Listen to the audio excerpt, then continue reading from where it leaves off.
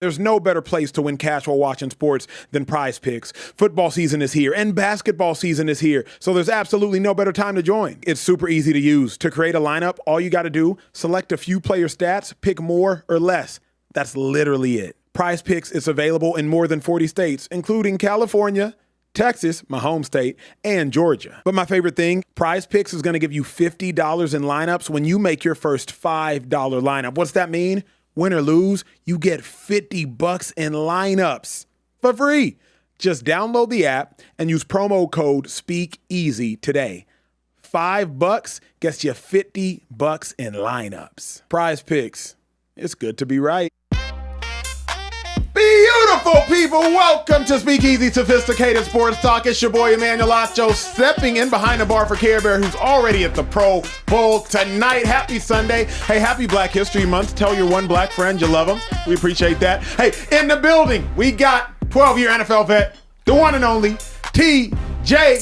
Hoops Manzada. What up, T? Man, about to be the best show we done had. I don't know if Care Bear should take offense to that or not. No, that ain't nothing to do with him. I know this much. My feet hurt back here. Beyond that, 252 Live is in the building. Shady McCoy, Shady McCoy, Shady McCoy, Shady McCoy. You got the guy with the good hair on the side of it. You know what I mean? You know what I mean? And last, but definitely not least, Social Trey. What's happening? Shady, I appreciate that compliment. The man with the good hair next to you. I appreciate that, man. My dog. You my dog, Shady. I appreciate that, man. He wasn't talking about you. Oh, he wasn't? He wasn't. Oh, I thought, my bad. He wasn't. I guess I got the worst hair out of the whole show, huh? Self-awareness. Self-awareness is good. You know, somebody like it because you're... Your shit clean. I mean, I don't know. No, I look good, but I'm saying like hair. Yeah, just in, in this yeah, company. yeah. You really have no problems. Yeah, man, y'all know my list. God couldn't bless everybody with everything, you know. Hey, well, speaking of blessings, so much drama that was had in the sports world today, and also y'all could be watching any show. You're hanging out with us. We don't take it for granted. We got to start the show with this. The Raiders finally made their unofficial coaching hire. Clint Kubiak, current coach of the Seahawks, supposed to be hired to the Raiders. Raiders are targeting Seahawks OC Clint Kubiak as their new head coach per Ian Rappaport and Tom Pelissaro after Saturday's second interview. T, let me start with you, bruh. Do you think that Kubiak can turn the Raiders around? It's going to be tough. It's going to be tough. The Raiders, they just void of talent, man. They are void of talent. Like, you're going to get Mendoza first pick. Check. That's going to help. When you look at their offensive skill players, they have Brock Bowers. We assume Ashton Genty now should be better. But that offensive line, well, they couldn't run the ball last year. Now, was it the players? Was it the offensive line coach and the scheme? A little nepotism because he would have never gotten fired, because it's Pete Carroll's son. Right. But the way Kubiak designed this offense with Seattle, I'm impressed. Yeah. Seattle running the ball. They throwing the ball. They got rid of DK and everybody like, wait, what they doing? They knew what they had in JSN. Now, I will say you have that one weapon passing game is Brock Bowers. They are going to have Dante Thornton. They drafted him out of Tennessee, transfer from Oregon, big dude that can really run. Can he be that guy that's the leading receiver? Or if not, now you got to go count on a rookie, or you're going to sign one in free agency. You're going to have to nobody trying to go to the Raiders because they're not winning. But what Kubiak did with the Seattle Seahawks, if you had to hire anybody, if they're successful, you're good. Yeah. He not leaving. That's the thing when you hire a defensive coach. If you got a good offense, that coordinator gone. And so me personally, I like to hire, but damn, it's going to be tough. Look the division you in. It's going to be tough. My thing is this. Talk to me. I don't want to be that guy, but I guess I got to be that guy. I like the hire, but I mean, what are we really talking about? How good are the Raiders going to be? You in the Andy Reid, they had a bad year. You know he can't wait to get back to it. Patrick Mahomes, he can't. And then now the Broncos is a top team. And then the Chargers. So you ask me about the hire, I mean, it's also to talk about the hire. Because I like the hire, but you got to do something else. Like, I love Crosby, but it might be time to give him up. He's a great player. Let him go to a contender. And get some picks, get some players, because you're going to need more than the offensive coordinator. What it take and then a quarterback. Yep. Can we keep it real? Now, I love what Indiana did. I think that Cignetti is probably the greatest college coach of all time. And Mendoza's great. He's not great. I'm with you. We've never had this discussion. No. When I watch you though, right? Okay. When I watch the player, I'm like, Okay. I look at the eye test. I want everybody at home to hear what I'm saying. You can always get better, but the eye test. Don't tell me, oh my God, he's the number one pick overall. But doesn't need to. Overall? But here's my thought. The number one? Here's my thought though. I don't know if the Raiders, as TJ was talking, he was low-key convinced me 2-5 because I don't know if the Raiders are as far away as we make them out to be. Let's look at the Seattle Seahawks, at least offensively. Seattle Seahawks have a tight end, A.J. Barner, good player, Brock Bowers. Seattle Seahawks have a running back, really good player, Kenneth Walker, Ashton Genty. Seattle Seahawks have a number 2 wide receiver in JSN who Like Clint Kubiak helped make. He's a flyer, right? You can find another fast guy. There are a couple of them in the National Football League. They don't have a JSN. But at the end of the day, Sam Darnold, nobody's crazy about Sam Darnold. Mendoza and Sam Darnold have actually relatively comparable skill sets. They're both mobile enough. They're both sturdy. They're both prototypical NFL quarterbacks. They can run several different offenses from West Coast to gun and run to gun and shoot. I don't know Darnold's a better athlete, though. Yes, much he better. is. Much better. And I would say that. Much better. Yep. Like, I done hooped with Sam Darnold. Uh-oh. Like, I done hooped with him. Yeah. Wait, he play basketball? Sit your ass. Yeah. You get up under that rim and he coming through, you better meet him outside the paint. See, you had me at first. Now, Bro, now he's dunking on me? Bro, I'm not, no lie, bro. No lie. All right, Sammy. I'm talking bounce. Cut it out. Bounce. Like this? Bounce. But back here. All right. Stop. Swear. TJ, you All cut right. that down, bro. We lying on Sunday. He ain't doing no on, back y'all. scratch. We Yeah. lying on Cut it Sundays. out, bro. Can I just say this? I done been on the court with him. Well, listen, I don't know if you went out the night before, or I don't know what was going on. All I'm going to say is this. I think Sam is more talented. When I look at the old Sam from college, Yeah. right, he still looks to me a little bit more talent, throwing the ball more accurate. And I'm not hating on him, but I think sometimes when these guys get these MVP, or I'm sorry, the Heismans and all that, we think of this, but then we got to look at the next level. Look at all the Heisman guys that won that we thought, like Johnny Manziel, Tim Tebow. Dude, I can name that them. Miami game, Dog, when they put that Come on, pressure man. on him, like his receivers made great plays. But let's be real though. What we've seen of Mendoza, it's not like he has an Ohio State offense around him where he has number one pick.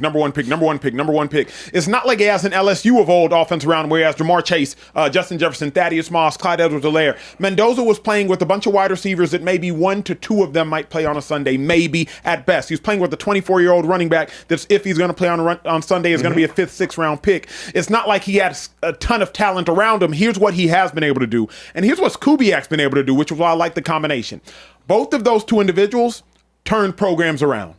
Mendoza at the collegiate level turned that Indiana team around, got them a championship. Kubiak at the NFL level helped turn that Seattle team around. We already knew Mike McDonald had a great defense. Shady, what Mike McDonald didn't have figured out was that offense. Clint Kubiak helps figure out that offense. He also was doing it last year with the New Orleans Saints. I also like that Kubiak knows what he needs. Hey, Rashee Rice, the Saints don't value you? Bet. Let me go ahead and get Rashee off your hands. And next thing you know, Rashid Shaheed, excuse me. And next thing you know, Rashid Shaheed was likely the difference, correct me if I'm wrong, T, in the playoff games because very early on, shot over the top, and now all of a sudden the defense is scared. He's only getting 2 to 3 touches a game, but those 2 to 3 touches put the fear of God in the minds of the defense. So when I look at it, Kubiak can help turn an offense around, and Mendoza's not going to lose you games. As a 23-year-old, 24-year-old quarterback coming into the league? We hope not. We hope not, because Kurt Signetti, that dude's just a good coach, man. greatest. True. Like, that dude is Googling. like, all he does is win, right? And so, who's gonna be the D coordinator? You got the pieces on defense with the Raiders. Now, does Matt Crosby want to sit here with another rebuild great, bro. with Let a him rookie lead, bro. quarterback? Too About great. time they're ready to go. Max Crosby may be out of his prime, and those are going to be in year 3 or 4. So now, do you trade him for a couple first-round picks and pile up and say, okay, year 3 or 4 of the Mendoza era, we're ready to go? I like that. Because now, on defense, what do you have? But let me ask you, hold on. I like Who that, the D though. coordinator? Who you going to hire? The reason I got to disagree, 2-5, the reason I got to disagree, T, is we've seen coaches turn it around faster. DeMeco Ryans, he turned it around year one. Houston Texans were a 3-win team. DeMeco shows up, they make it to the playoffs. Drake May and Mike Vrabel, they turn it around in year two. 3-win team year one. By year two, they turn it around.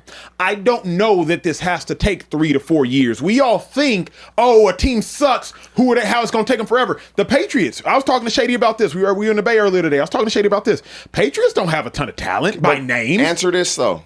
When you say the Patriots, they had Christian Gonzalez was a Pro Bowler before Vrabel. Max Crosby. You got Stingley.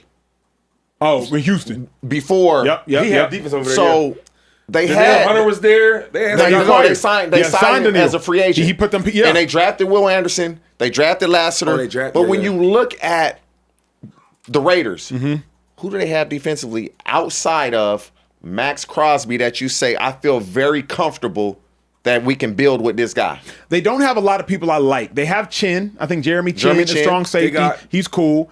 My boy from Devin White. Devin White, he's back. He's back by numbers, but they don't love him out there. They don't like he set a Raiders franchise record in tackles crazy enough. He went crazy statistically. Yeah. So he did that. Jamal Adams was trying to have a resurgence out there. But to your point, they got Max Crosby. They don't have nobody either. I like the hire because you have a offensive mind and you know you're drafting a rookie quarterback. They are going to grow together and be very good, or they're going to grow together and be very bad. Yeah. Because they're tied at the hip. If it don't work, Mendoza will be considered a bust and Kubiak will be considered just a coordinator. Yeah. If they don't work together, they're going down together. Before we got to move on, let me ask y'all this final question. I need to answer from both of y'all. Who do you all have more confidence in year one on the Raiders? Kubiak, Clint Kubiak, the new head coach, first year, or Mendoza, who would be a first-year quarterback? Like, who you got more confidence in? I never have confidence in rookie quarterbacks. Yeah, that's easy Last for year me. with Caleb, I never even say anything about Caleb. I let them hate. I'm not hating on him because he a rookie. It's hard to be a rookie. Yeah. It's hard to be a rookie, bro. That's easy for me. It has to be Kubiak because he's shown us what he can do in the National Football League. I have no idea what Mendoza's going to do when he gets here. Kubiak has shown us what I can do. And so you got to go with the guy that's proven at the highest of levels. Yeah. And I like coaches that can like hide stuff. Like they run the ball extremely well. They make they design simple routes. Dog, you remember the play where they had JSN in the backfield? Bruh. The cover three. And he ran a set. Easy one. Don't like it slay. But that's hold on, real quick. Stop. See, I'm happy he's here because he's a football guy. Talk about it. When I said that, oh, you hating on it. I'm like, how? I'm like, bro, first of all, when number 11 moves, he's the best player on the field. You know where he's at. They ran a simple concept, dog. It was like a corner, a flat, and a post, a flat. The flat route grabbed the corner, and he in the corner route, and then he wide open. Then I said, Sam that was a good pass. They're like, you serious? He's wide open. I said, bro, in the NFL, if you throw a ball to a player and he's waiting there and he catches it, bro, that's not hard. And then the post route takes the safety. The flat route took the corner. And JSN, who's your best player, kind of gets lost a little bit. Yeah. That's a great play call, great design, because he knew what they were going to be in. Today, we were at the Pro Bowl, right, doing some work and everything, and I was talking to Chris McCaffrey. And I'm like, damn, CMC, like that play you ran against the Eagles, like that was crazy. He said, bro, we always been planning it already. Kyle is so much more advanced than everybody else. We're gonna use it at the right time. Talking about the scene? Yeah, when it was like no. That was a crazy play too. I'm talking where McCaffrey ran. He was on the right side and he jarred out to the left side. Oh yeah, and then did the Texas route. Yes. He said, "Yo, so we've been doing that route all the time, right? Setting it up. He said everybody on tape sees me doing that same route, but they didn't see when I do the route. Now I'm coming inside. I said, dog, that lets me know that a coordinator can really change the dynamic of the team. Facts. Get what I'm saying? Facts. So that's why like guys like Sam, these guys can really, I'm not saying anything bad about Sam, but when you have a coordinator like that, it makes it easier on a quarterback that may struggle from time to time. Hey, well, speaking of a coordinator being able to change a team up, the Niners finally got their defensive coordinator. Bang, bang, Niner gang. Shout out to the Black History Month hire, Raheem Morris. Oh! No, you're right. Hold on, man. You're right. You're a black man with good teeth. That's my boy. That's my guy. Bang! Yeah, come on now. Y'all crazy. That's my boy. Adam Schefter reports, the Niners are set to hire former Falcons head coach Raheem Morris as their new defensive coordinator. Morris is expected to replace Robert Saleh. Obviously, Saleh moving on to the Titans. Let me start this one off.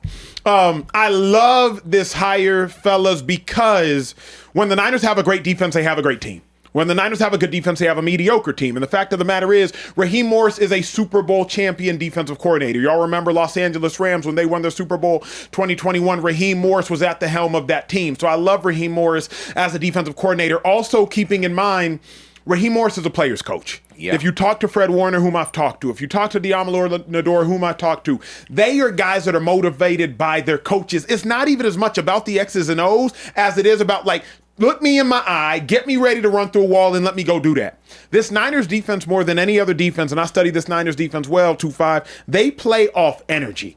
When you talk about defense, yes, we get to X's and O's, but the first thing we say is energy, effort, then execution. Execution is the third, because if you play without energy and effort, execution is irrelevant, with all due respect. So that is why I'm extremely excited about the Raheem Morris hire. Now, got to do my job.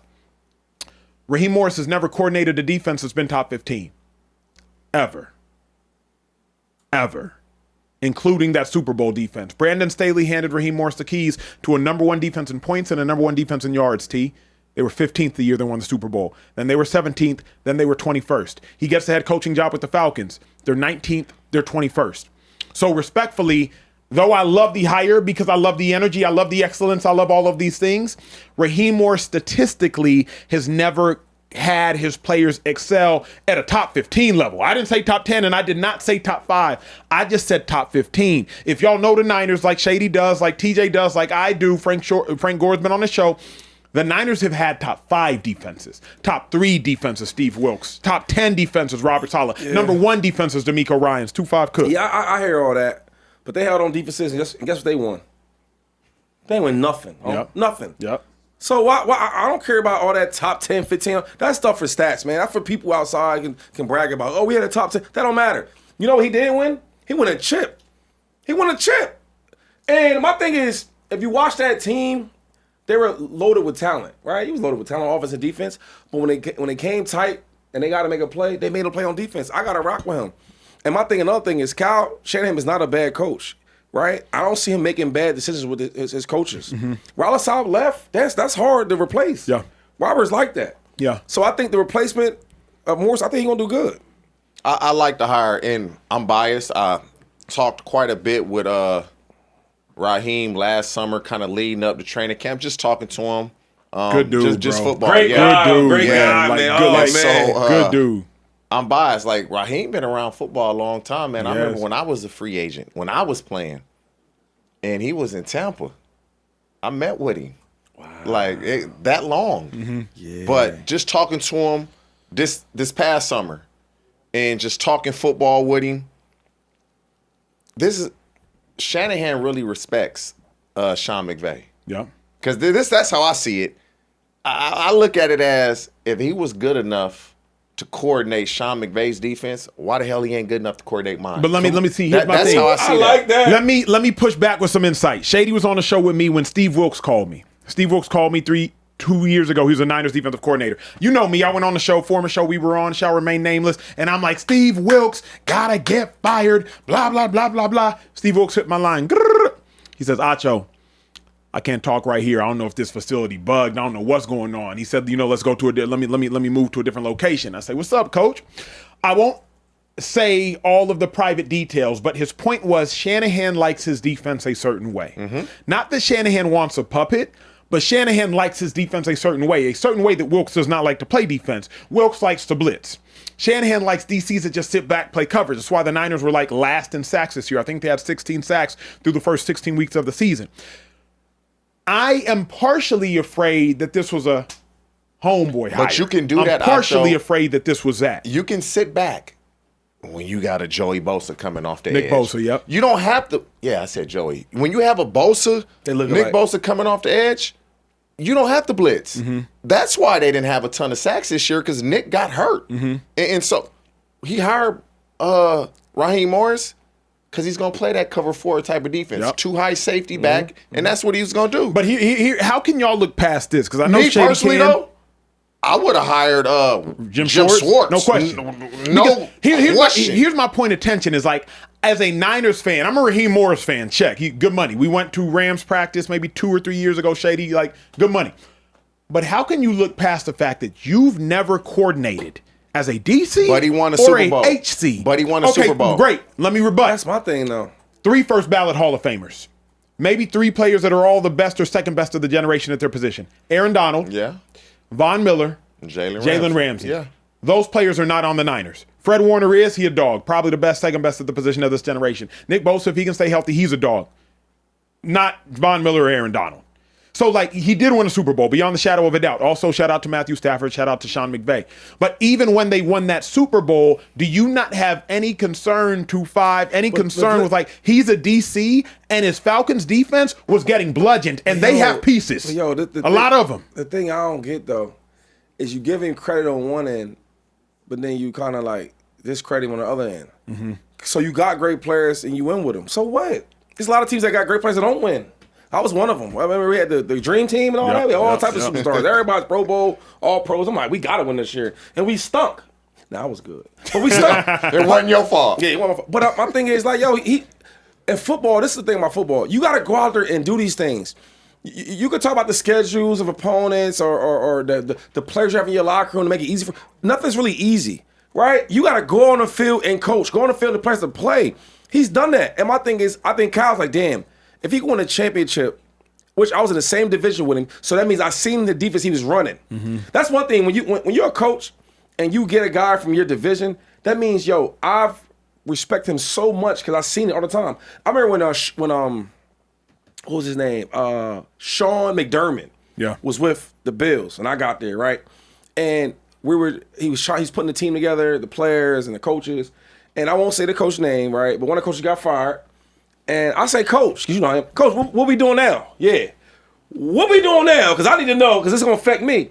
He said, I'm going to bring a guy on the offense who a guy I respect that I would play against twice a year. I knew how good he was. It was hard to stop. So in some people's eyes, that might not be a great hire. But to the coach, like, yo, I've seen this defense over and over, and I went against Shanahan respects. So Shanahan respects what he's seen going at him twice a year with the Rams. And that's why you bring him here, and he's won a championship. Yo, that matters. I love what Shady's saying. I don't believe it, but I love it. Here's why I don't believe it. Do you think Shanahan, because you just explained the Steve Wilkes situation, correct? Right? Do you think Shanahan would risk it? Because the Niners, they in a I got to shit or get off the pot moment eventually.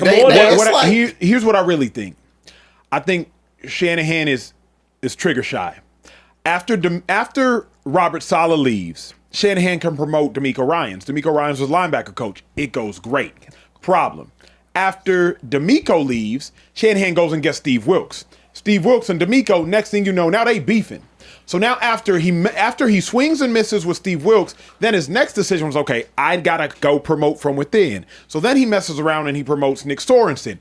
Terrible. Yeah, that was bad. Terrible. Sorensen was his homeboy. Terrible. I think real talk, T, I think Shanahan is just trigger shy. I think Shanahan's like, let me make a safe hire. Nobody's going to be mad at Raheem Morris. He's done it before, and he's coordinated at a Super Bowl. He's coordinated a Super Bowl defense. So I can't even sit here and act like this was a statistically great hire, but I can say I think it was like a safe hire because Wilkes didn't work out personally, and Sorensen didn't work out professionally. So let me get somebody who I know can work out professionally and personally. Okay, so let's just look at a winner. Look at the coaching landscape. Yep. Salah left, last week he got the Titans job? Yes, sir. You know, you don't want to say that Raheem Morris was just like my last option. Where else does he turn? Yeah. I've coached against this guy twice a year in the same division. McVay hired him. Yep. McVay let him run his defense. And you look at McVay coaching tree, it's like, damn, if you coach with Sean McVay, you getting a head coaching job. Yep. You got guys that don't. Dude, Zach Taylor was like the assistant wide receiver coach with the Rams. And the assistant? The assistant. Wow. He wasn't even the head receiver coach. He was the assistant wide receiver coach with the Rams. And then he got promoted. Then he was the head coach of the Bengals. That's the Andy Reid tree, and so, if you look at Shanahan, where else does he go? Okay, I said Jim Schwartz. Jim Schwartz is aggressive. I like him. He gonna play man-to-man. He gonna blitz. Oh, Shanahan don't like that. So that's why that probably got X'd out. He wants a guy that's gonna play too high, cover 4, make him earn it. Because the rule of thumb in the NFL, all coaches believe if they got to go 12, 15 plays, somebody gonna make a mistake. Holding penalty, Somebody's false gonna make start, a all of mistake. it. Right, We're right. gonna get a That's holding, Yep. we're gonna get a false start, Yep. we're gonna get a Yeah, turnover. that's a good one. But I was thinking this though, like we arguing about a Super Bowl winning defensive coordinator that finished the Super Bowl on defense. That don't matter at all. Shady, you got to use context, OG. God, what's Aaron the- Donald, your homeboy. You Yo, know Aaron Donald but better yo, than but anybody dog, maybe but in the dog, world Acho. on TV. But what about That's AD.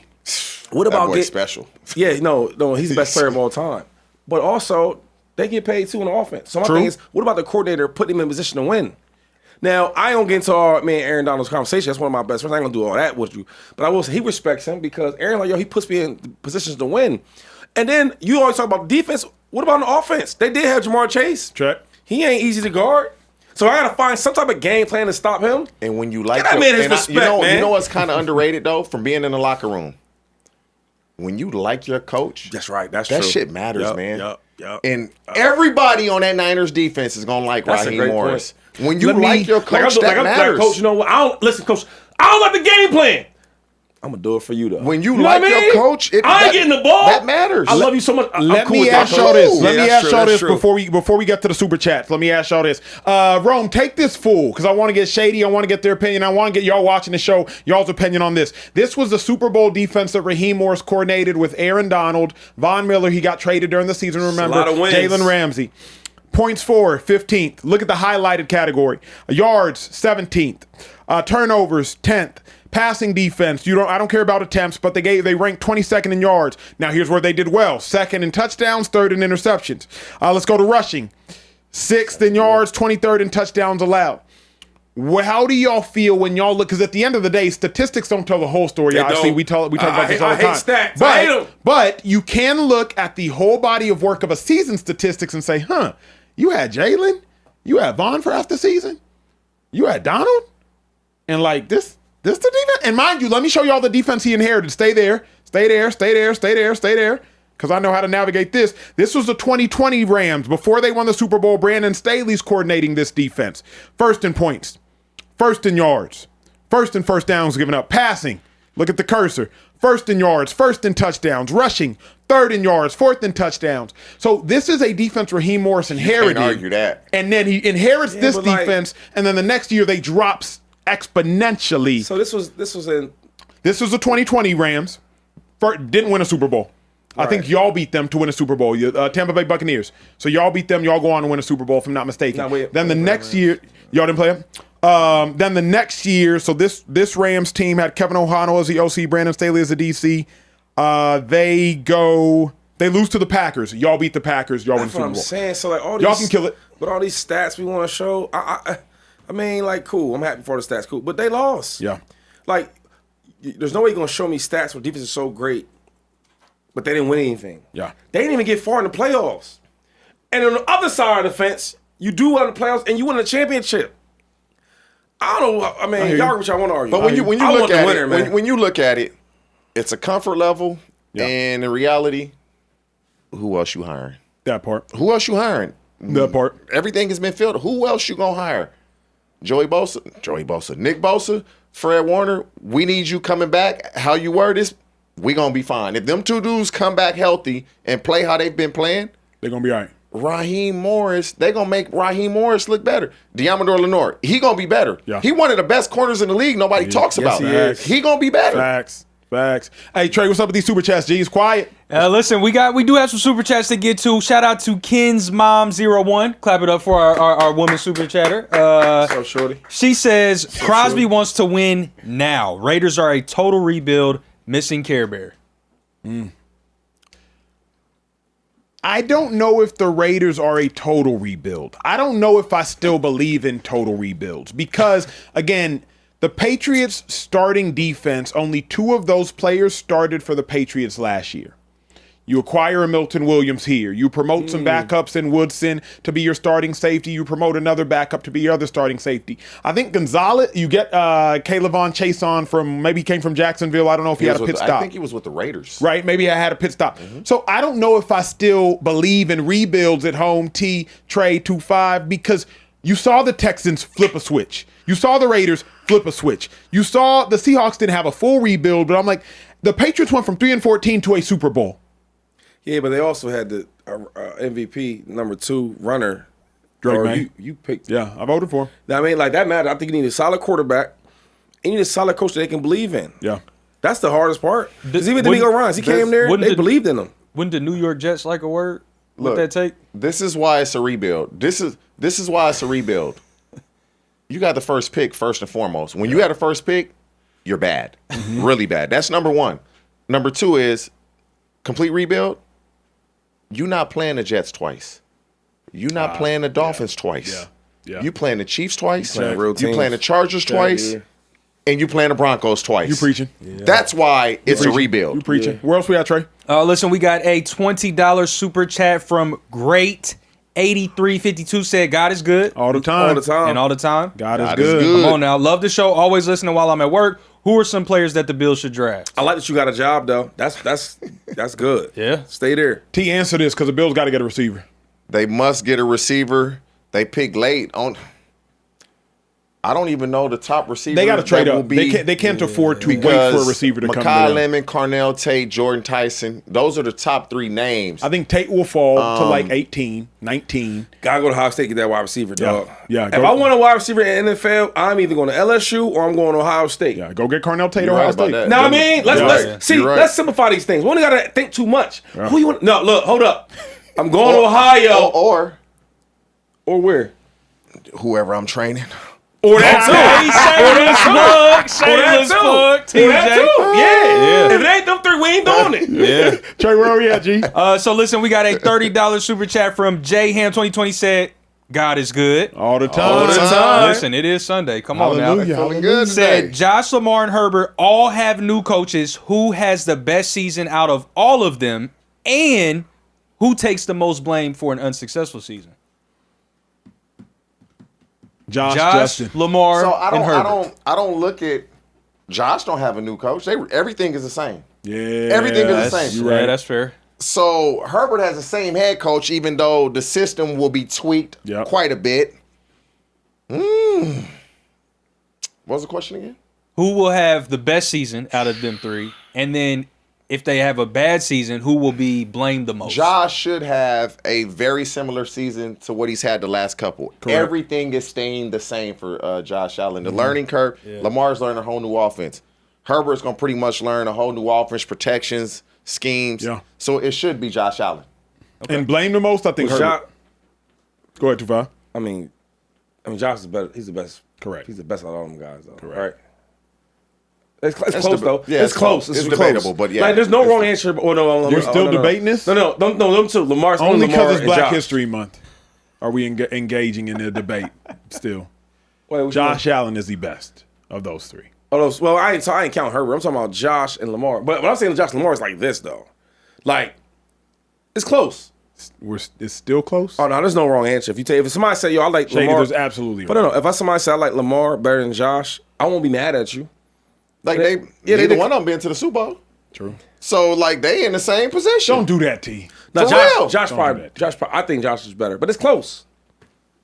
I want to see like Josh Allen has not had since Diggs that guy. And I don't if get he had that guy, things may be different. Can we address this They- real quick before it we may move be on? Lamar ain't had that guy either, though. Not, How? yeah, not on At that all, side of the ever. ball. Yeah. But how Ever. is Brandon Bean? I don't get this part though. So not only did Brandon Bean stay on the squad, you get a raise. Promotion. I'm thinking like, what? Yeah. Yo, Yeah, that's crazy. This just goes to show you, man. crazy. Quarterbacks, you need them. But if you don't have that receiver that can win at all costs when you know you need it, it don't matter who the Does quarterback Keon is. Coleman, about does he stay on the squad? Of You got to trade He him. can't. He got Owner go. doing all that. He's a second round pick. They not paying him a lot. They gonna probably give me one Well, more I'm saying, year. when you And did you in and hear out the what Joe line- Brady said? What do you say? I stood on a table to draft Keon Coleman. I believe in Keon Coleman. So I like that. to me, when I he like that. says Oh, I that like that. I like publicly, that. I like that a lot. he's trying to like instill confidence in him. Keon Yeah. Coleman Forget that I what the owner believe in. said. That's right. Yes, I believe in you. I'm the head coach. Exactly. Because I think he knows you better That's off real. getting the most out of Keon than trying to go get some young bull and We train need him. him. That's true. Now, if you don't get it this year, you got to go. Of course. But I'm trying to instill all the confidence in the world. I like that comment when he made that. Trey, where we at, G? Listen, KCrazy215 said teams like the 49ers and Lions are never healthy when it matters. Do you fire the medical staff? Do you change how you practice? Or is it just bad luck? Question. I don't believe in luck in football. I remember, Shady, you might remember this, bro. It's the 2013 Eagle season. We had 6 ACLs in camp, including Jeremy Macklin's. Right, so Mac does his ACL. I think Brandon Graham or his backup might have done an ACL. There comes a point where it's like, you know what? It's something going on here with either the training staff or the strength and conditioning staff. I don't believe in coincidence. Man, listen, we had lunch today with Trent Williams, and I was asking about the team, this and the third. I'm like, yo, why y'all all keep getting hurt? Like, what's going on? Like, Kittle and Matt and this and that. And he just looked at me. And I look back at him and say, okay, new question. But anyway, there's no answer. And the answer is it's time to move on from the medical staff. Hey, everybody's always hurt. Two things. I know y'all done read about the frequencies. That's number one. Okay, if that is a factor. But let's just be honest, bro. It ain't the medical staff. I don't know. Come on, man. What is it? Absolutely not the medical staff. I disagree wholeheartedly. What is it? What? Is it COVID? What is it? Because I don't know. Everybody getting it over there. Everybody's getting it done. Listen. Who the hell trains there? Everybody trains on their own. Everybody in the off season trains on their own. The medical staff, they only messing with you when you get hurt. I think it's training staff. Okay, the training staff. The strength and conditioning, or the trainers. Strength and conditioning. All of it. Okay, so if it's a strength and conditioning, how many guys are there long enough to where it's their fault? Because did you train at the facility? Wait, I never. No, wait. I didn't either. But I didn't really train overall in general. But that's what I'm asking this. My question was this though. So what happens when you get a little tweak here? Because I'm learning when you have a little tweak or something like that and you don't address it, correct, it builds up and then it happens. Yeah. So I'm asking you, when I get a little problem, that's the trainers. All right, cool. That's them. Cool. But the majority of the players, 99% of them, all have people that they train with in the off season in the summer. You ain't spending enough time at the facility for it to be them. Fair. Now, if it's that electro whatever, that's another story. Trey, talk to me. So listen, we get to 2 more quick ones. Central Cast said, quiet, Acho, lonely, gotta agree. I think this DC hire is a mediocre hire. I wanted the Browns DC and Raheem as an assistant coach. Smart. For those. I'm for the Niners. Yeah. And then Kenny Powers said, top news in sports should be how great Shakur Stevenson looked Saturday night, making real easy work of Teofimo Lopez becoming the youngest 4-division world champion in boxing history. I don't know if that. Let 2-5 cook on that. Correct. No, real quick. Cook on I that. think the good thing is, T, he a boxing fan too. Now, Shakur is my favorite fighter. Yeah. Right? I knew he would win a fight. Easy. I knew he would win a fight. But I didn't know he'd win it like that. Yeah. The brother that he fought, so help me out, the brother he fought is he a guy that beat great champions. He beat Lomachenko, Josh Taylor, right? The linear champions. That means he beat the guy that was the guy. Yeah. So T.O. is somebody. He got in that ring with Shakur. I couldn't believe it. Yeah. He couldn't even hit him. Yeah. I'm like, damn, Shakur Stevenson is that good that he makes another elite fighter, not even the same class. Yeah. Yo. And I'm looking like, is that Floyd in there? Is that? And I'm ringside. I got good seats. I mean, Andre Ward's like right in front of me. And I'm like, damn, is that Floyd? Is that Shakur? Bruh. Yeah. I'm gonna say it right now. Now I gotta do this another time about boxing. But pound for pound, Shakur top 3. And he ain't 3. So they need to bump out. Is it the monster? Is it Usyk or is it Bam? One of them got to go. There should be a brother there from New Jersey. Newark, New Jersey. Yeah, it was real quick, T, respond real quick. Man. It just goes to show you when I want to fight right now. Defense of Pernell Whitaker, Floyd Mayweather, Shakur Stevenson. That stands the test of time. Those 3 guys, that stands the test of time. So if you're a boxer, that's what you need to be modeling. Yes. If you're a lefty, especially as a defensive boxer. That never goes anywhere. Them offensive juggernauts. You run up against somebody like Shakur Stevenson. You're not touching him. You're not touching him. And you can fight to your late 30s. And he moved up in weight. And I don't hear another word from nobody about Tank.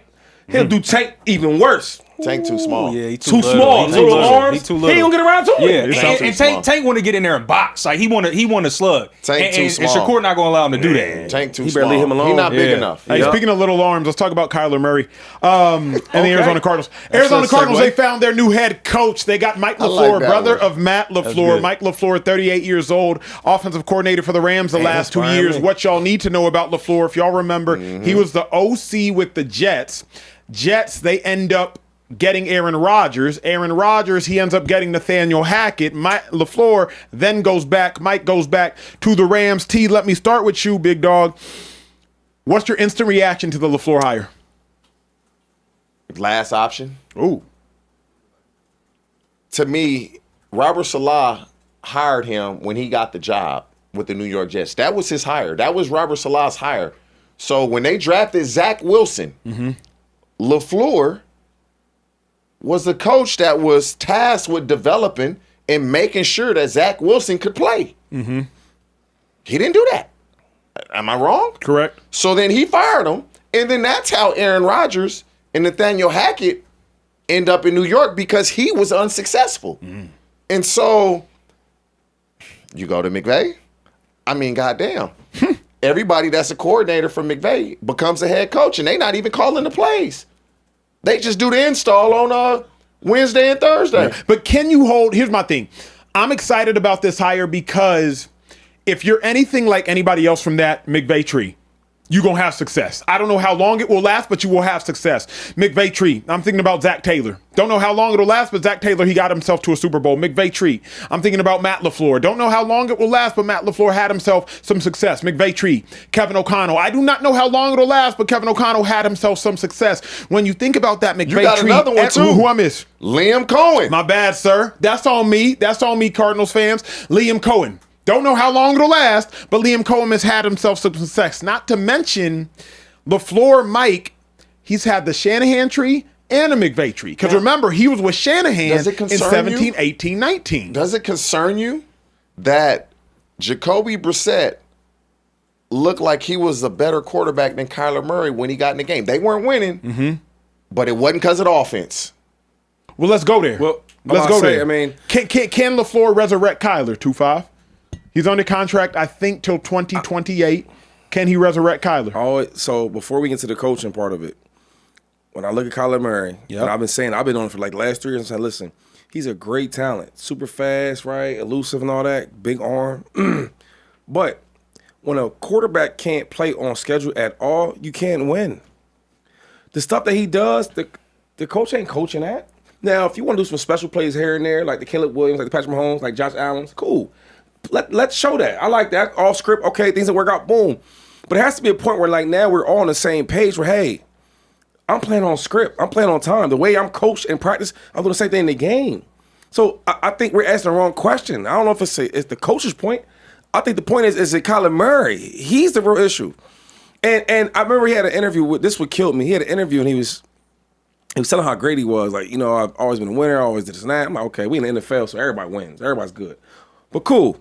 Then he goes to say, I need players to be more on my page. And I'm thinking like, oh, he's talking about this high school Harry football when I'm just making plays up. Never Running around in never lost a circles. game in high school type stuff, huh? Yeah, I don't want to hear none of that shit because I watch you now. So the problem is, I don't know if it's a Kyler Murray thing or I don't know if it's a coach, it's a Kyler Murray thing. And I just can't see him being a productive player in this league. Like consistently. It has to be a Kyler Murray thing. It has to Gotta be be. Kyler Murray because if the Cardinals were doing well, wouldn't we give him all the credit? Right. Would we not You give him number all one the pick. credit? I would love to give him credit. So he has to take the lion's share of the blame because he would be taking all the credit. He would be given all the credit. This is the problem that they're going to run into. The Arizona Cardinals played out the shotgun over 90% of the time. Yep. Shanahan, McVay, LaFleur, them dudes want to play under center. Them dudes want to play under And they want center. to run that ball. They did not play under center with the Cardinals. Kyler Murray doesn't feel comfortable because he's so small. So now, do you continue to play from the gun, which he has not had success, or do you say, we're going to do it my way? If I'm LaFleur, we're going to do it my way. We're going to play under center so we can run the ball, we can get that little play action, and get behind the backers when they come up. Is Kyler going to be welcoming to that? Is Kyler going to want to do that? Because regardless of what happened, you still owe Kyler a ton of guaranteed money. I just don't know if it's going to work. They have to get another quarterback. They have to. They put in the brother's contract. Now, he ain't no wide receiver or no flashy running back or no flashy D-back. They put in his contract as the quarterback. You got to study. You got to study. Listen they told the dude, yo, for you to get some of this money, you got to study. Imagine telling a quarterback who's supposed to be the coach, you got to study. When I heard that, I can't play with you. Hey, one more thing. I can't play with you doing that. Take your time. When Marvin Harrison Jr. was at Ohio State, people literally were saying he was the best receiver in football, and they weren't just talking college. They were talking football, period. Were they not? I don't remember. Many people thought... I can't confirm that. Many people thought Marvin Harrison would come into the league and just wreck it. All you got to do is go back and look at the articles. No, I thought he'd be nice. They thought this dude was the best receiver prospect they had seen in forever. He has yet to do anything in the league. Mm-hmm. He has yet to do anything in the league. Michael Wilson has a 1,000-yard season.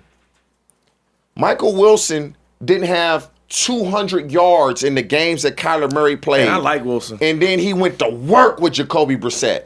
Yeah. Timing. Everything's timing. But here's the thing, though. Here's the thing. Let's be real, though. Let's be real. Let's be real. Liam Cohen saved Trevor Lawrence's career. At least it appears so after 1 year. Kevin O'Connell saved Sam Darnold's career. That's not even an as it appears. Sam Darnold 2 years later is in a Super Bowl. He wasn't just a bust. He was a laughingstock of the National Football League. Sean McVay's tree can save quarterbacks that have salvageability in them.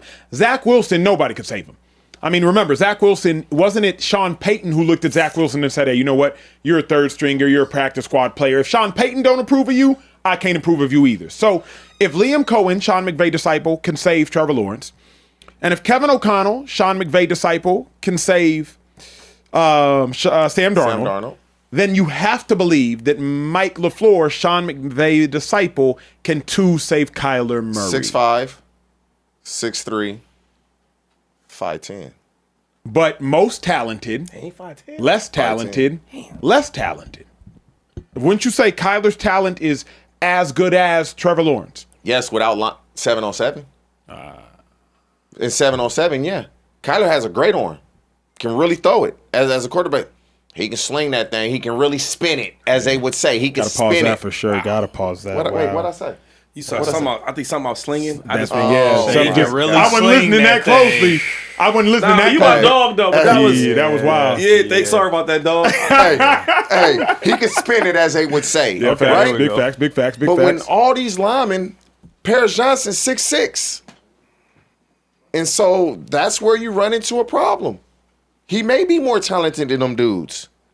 But one dude is 6'5" with talent. The other dude is 6'3" with talent. You may be more talented than me, but he can't play on time because he can't see. I'm about to say he probably can't see it. And there's some plays, right, or in the playbook that you can't use for Kyler because he can't see. Yeah.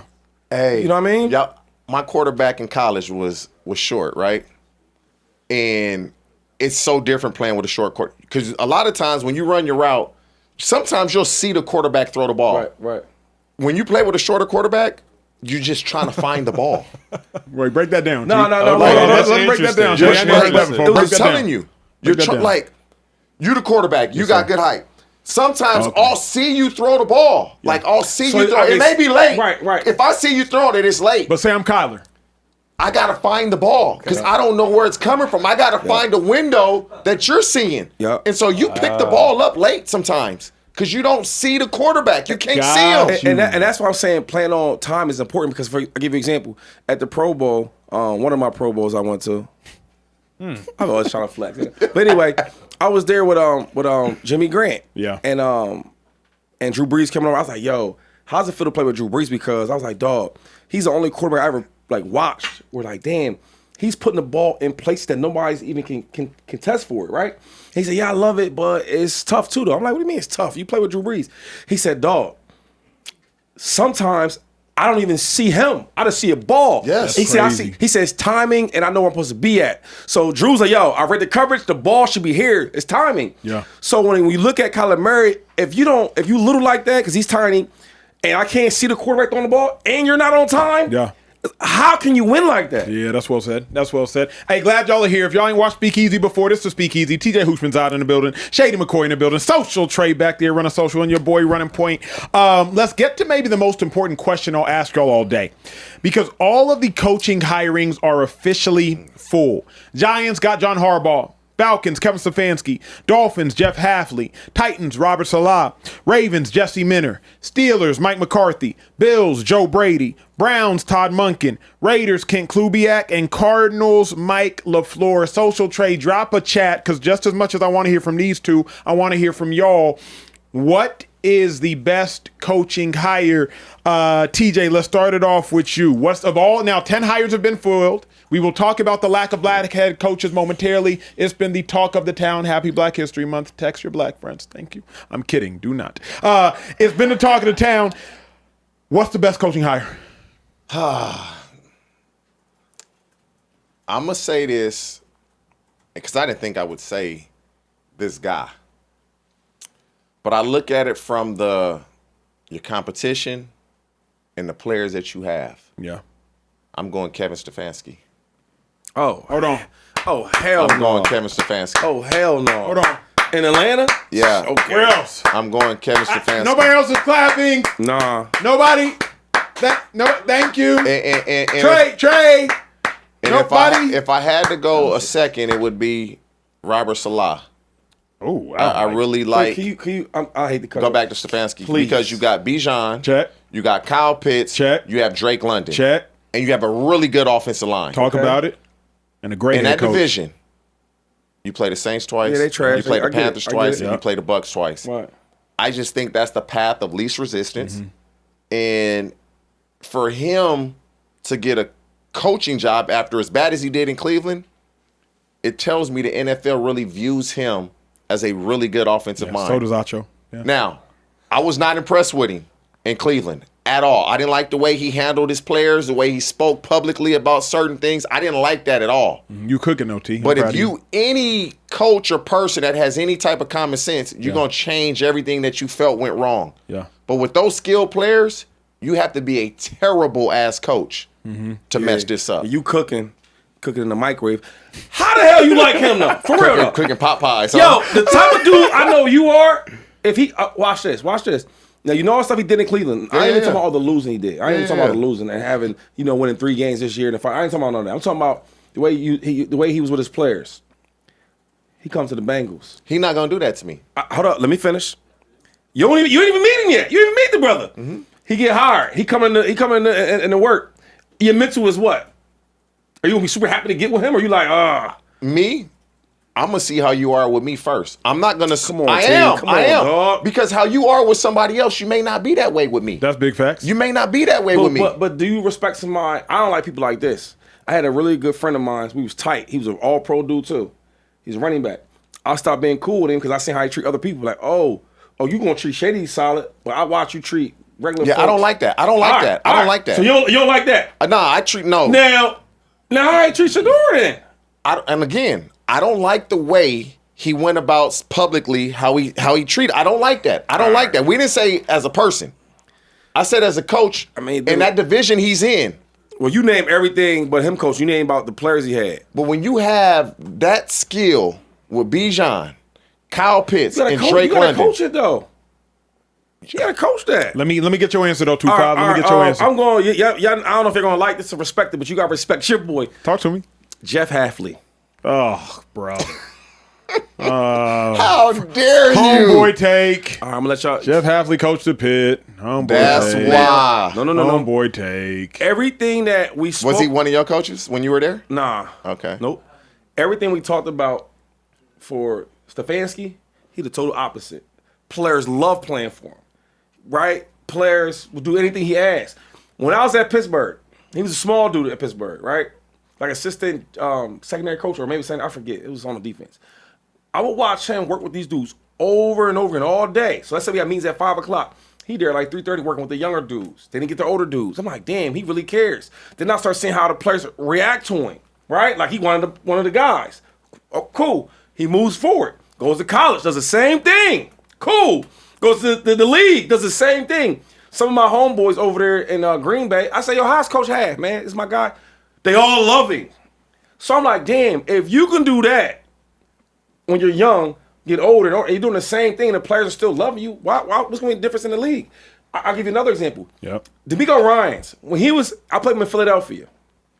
The same way he was in Philadelphia, helping dudes like Acho. Acho wasn't about to go out there and get 1,300 tackles. Yeah. But he's still helping him out because he's a team. We need him to play. He's just a good dude. Right. At the time, I was really, really good. Feeling myself. Yo, he still would help me out with different things.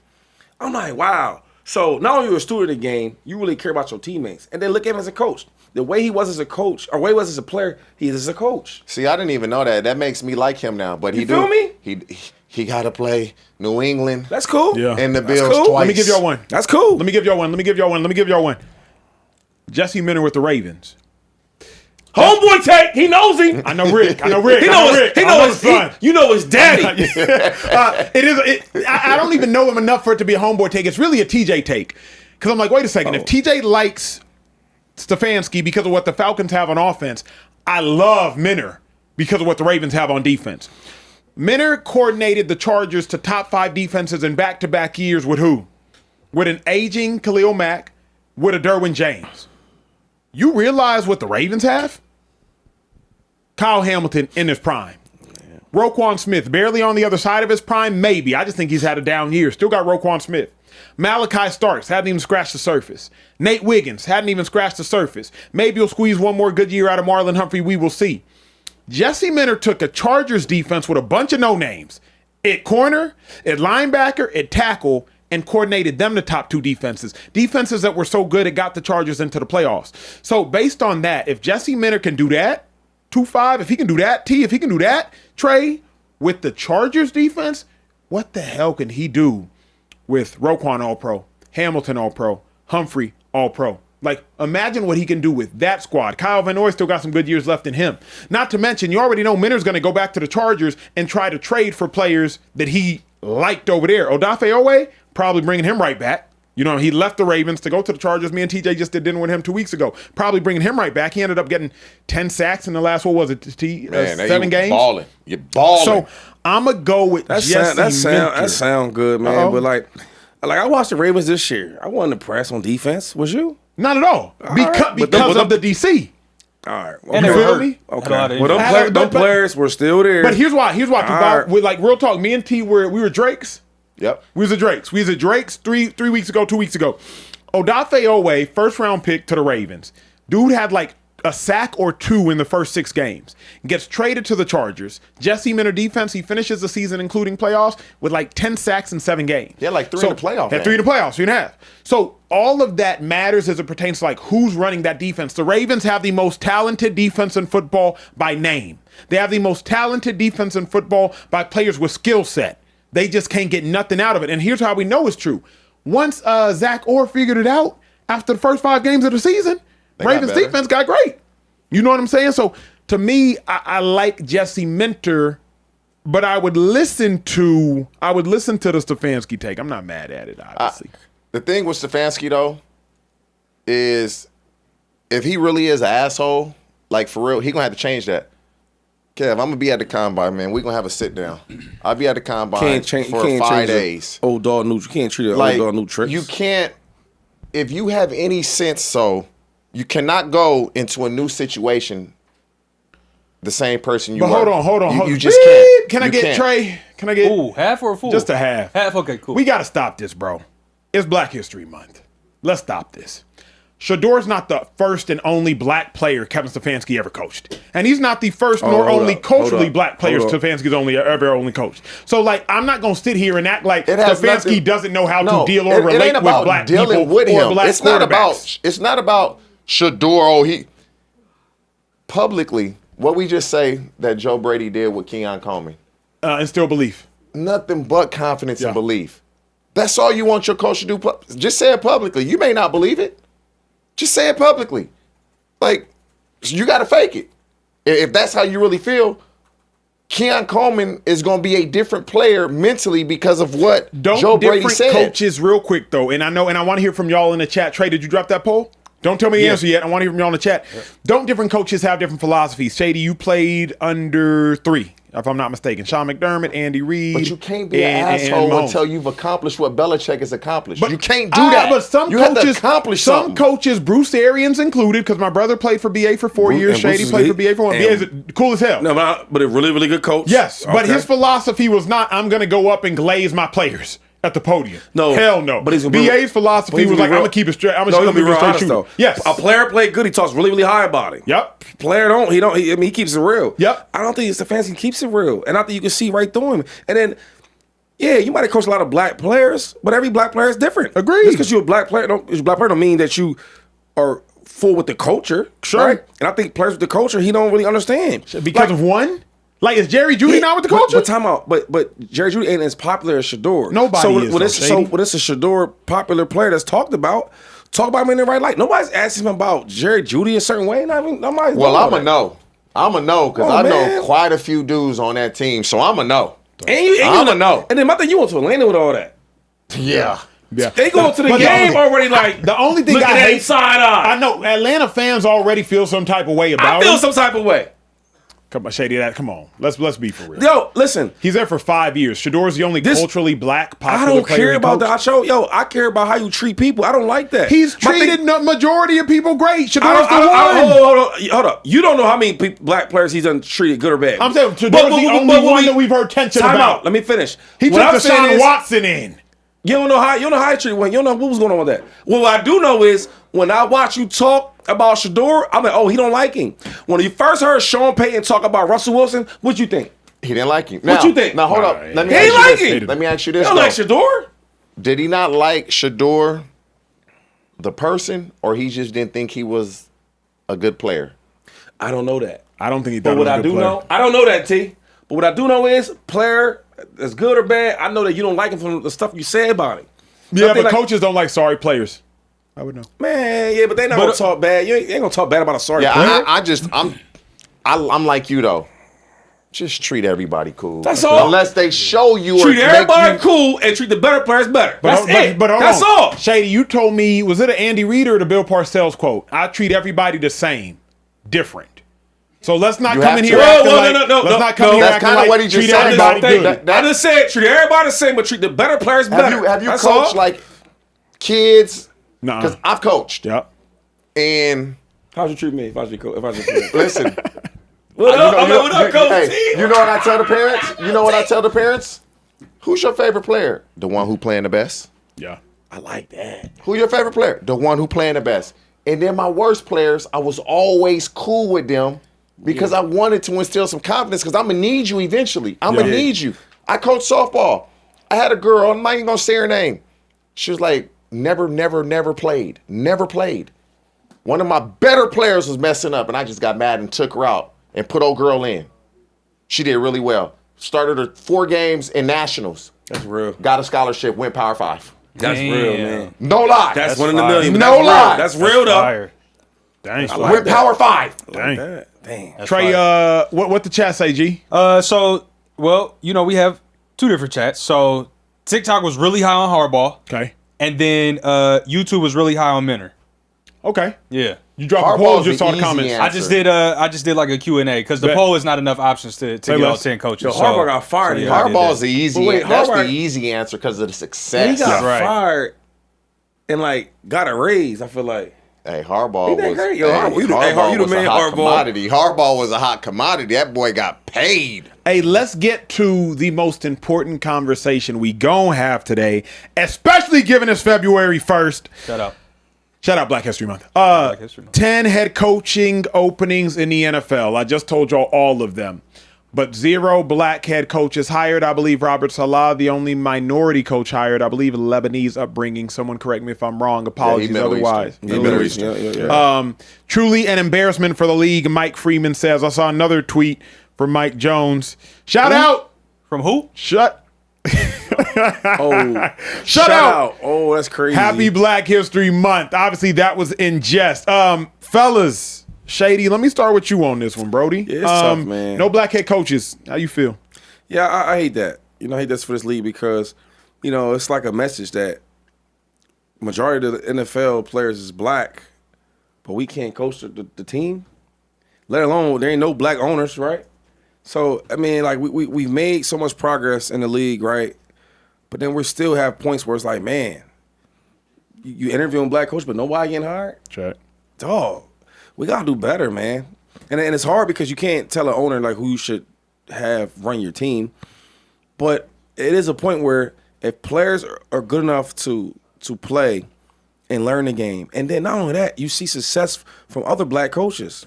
Like, say what you want, D'Amico Ryans, yo, the stuff he's doing in Houston, that's big time. And even Todd Bowles, say what you want, he's a winning coach.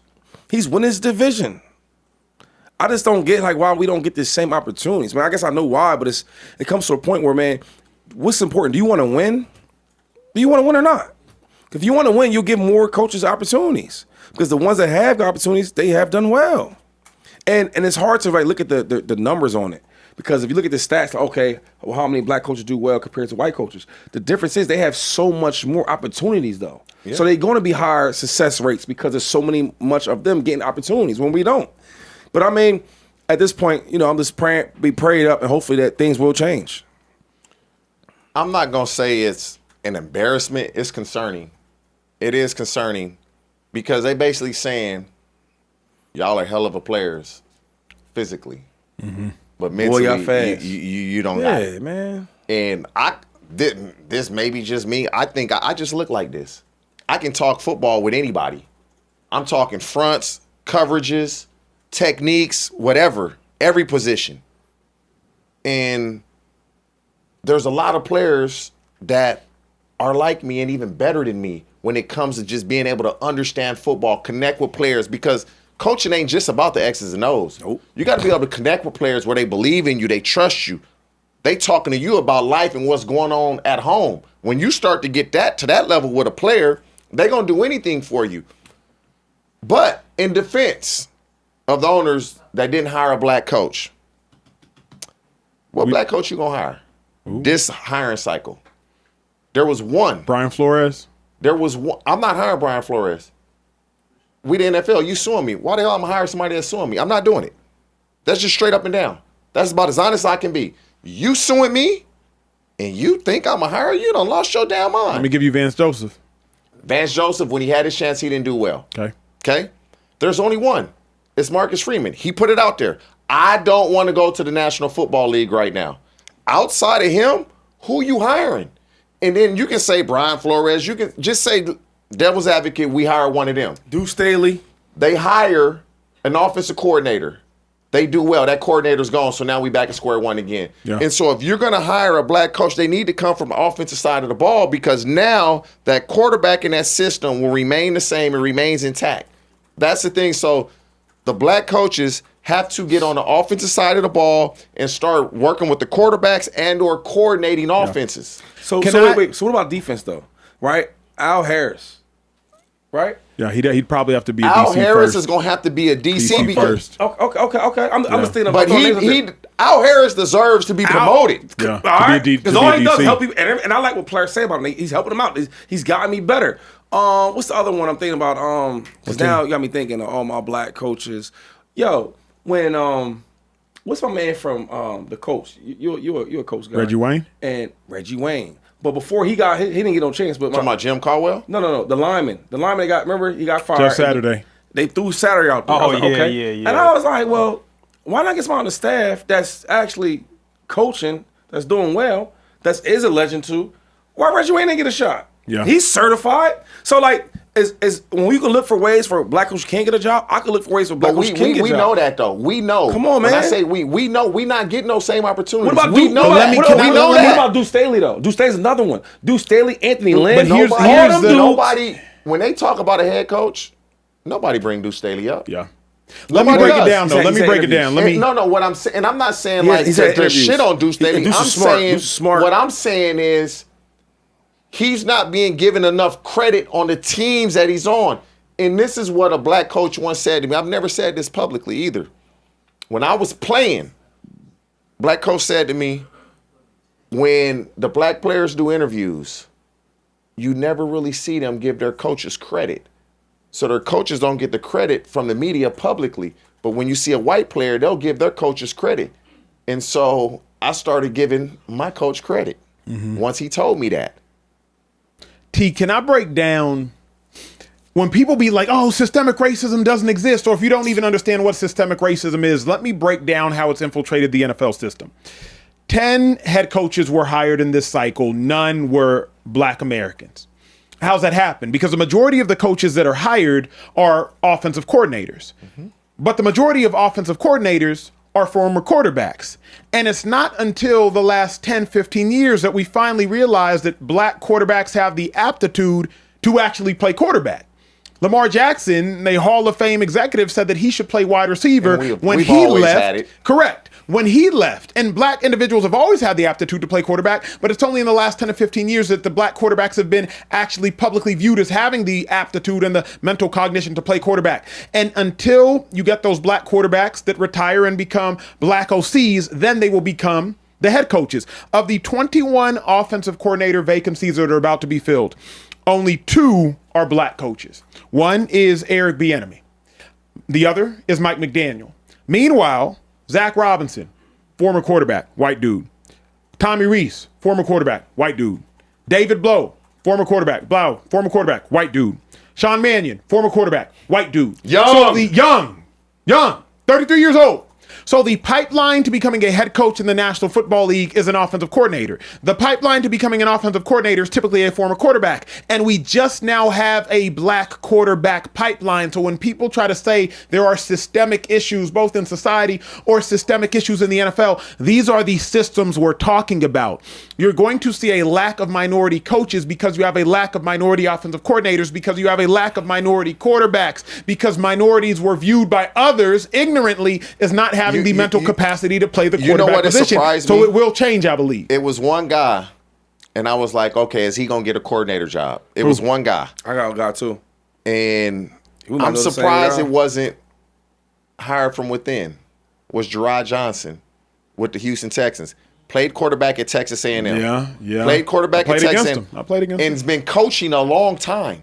He's been coaching a while now. It ain't like he just got... He's been coaching a while. The problem is that team sucked. When is he gonna get his opportunity? Because he played quarterback. Stroud was awful. You can't. When the Eagles were looking at Gerard Johnson, I that said, ain't look his away. fault.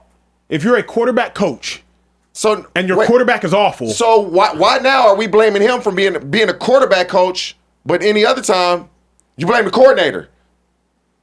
Always a coordinator. No. Never a quarterback coach. Remember, who just the Eagles just hired Sean Mannion, quarterback coach for the Packers, to be the offensive coordinator. Yeah. And I was like, okay, if you look at Malik Willis, you can get excited, kind of. But if you look at Jordan Love, you can't get all that excited. Right. So I do look at, if you are a position coach, how did your position do? When DeMeco Ryans was the linebacker coach for the Niners, they had Dre Greenlaw and Fred Warner, all pros. Oh, become the defensive coordinator. So to me, T, I look at LaFleur. I give LaFleur all the credit for that. Here's the one that threw me off, and maybe Shady can answer. I got one. When Byron Leftwich didn't get the job 3 years ago, so that was crazy. I was about to bring that up because I was there, and we give Bruce Arians a lot of credit, and he's a great coach. But on the offensive side, Byron was doing everything.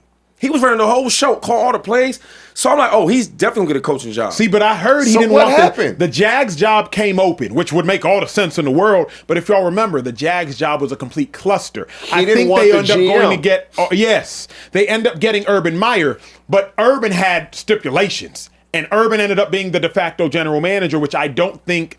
You're right. He didn't like the GM or something was going on there. Came from the was Niners. It Balky? Trent Balky. Yes, he didn't want it. But then what's weird, then Byron Leftwich sits out for 3 years. Now he goes to Colorado and all the things with Dion. Byron Leftwich was nice. But like, I think TJ brought up a really good point, which is there aren't a bunch of Black coaches this year that you can stand up on a table and be like, this was a glaring omission.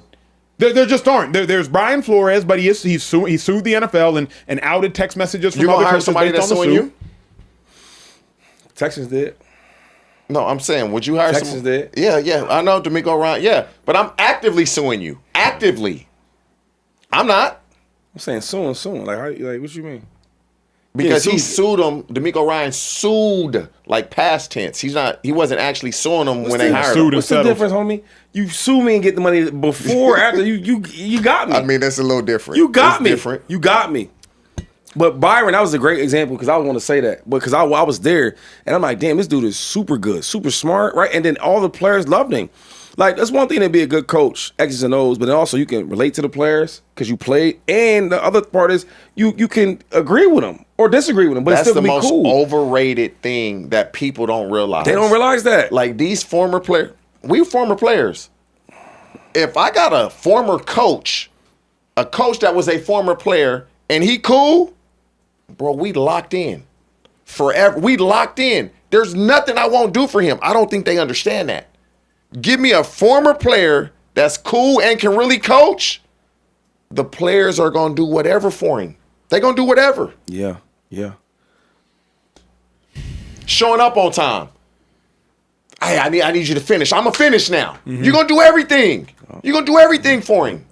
That's how Andy was. Yep, you're right. I mean, I guess it's I do feel like it's an issue, but this year, Shady 2-5, I just feel different because I'm like, there isn't somebody I'm mad about. But now I really understand, like, no, it's a system thing. And truth be told, just FYI, it's going to get worse next year. Because D'Amico Ryans, Aaron Glenn, Todd Bowles are the 3 remaining. And I believe only one is going into the season with a cool seat. The other seats might not be hot, but only D'Amico Ryans is going into the season with a cool seat. They hot. Here's the other thing. D'Amico Ryans, Todd Bowles, Aaron Glenn, for those keeping track at home, they're all defensive-minded. So until we get more black head coaches as offensive coordinators, I'm just letting you all know they're not going to be a ton more black head coaches because the pool is small. The defensive coordinator pool is small. Now, maybe Mike Vrabel or Mike McDonald winning a Super Bowl will tell owners, hey, defensive coaches win. Yeah, that matters, though. But it ain't changed for right now. I'm just saying, like, right now in the Super Bowl, you got defensive head-minded coaches. Yep. I just don't think, here's why I don't think it's been long enough, 2-5, because remember, of the spots that have been filled, the head coaching spots that have been filled, you have John Harbaugh, special teams coach, Kevin Stefanski, offensive mind, Jeff Hafley, defensive coach, right, 2-5? Yeah. Okay, right. Defensive coach. So 1 defensive, 1 offensive. Robert Saleh, defensive. 2 defensive. Jesse Minter, defensive. Mike McCarthy, offensive. Joe Brady, offensive. Todd Monken, offensive. Oh, no, we got 3 defensive. Yeah. Todd Monken, offensive. Kubiak, offensive. LaFleur, offensive. So we got 6-3-1. 6-3-1. So you're twice as likely to be a head coach as an OC as you are DC. So the fact remains, until there are black offensive coordinators, you have half the chance if you're a DC as an OC of becoming an HC. But Mike LaFleur, he called plays where at? Nowhere. He didn't. Oh, let's talk about it. Because we acting like you got to be an offensive coordinator to get a job. He just has it in title. Come on, man. But McVay calls him. I'm just saying, like, we gotta. Yeah, that matters though. So when you telling me why these guys are getting jobs, you throwing that they're working with the quarterbacks and they're calling plays. He didn't. He didn't either of that because I don't think he's working with.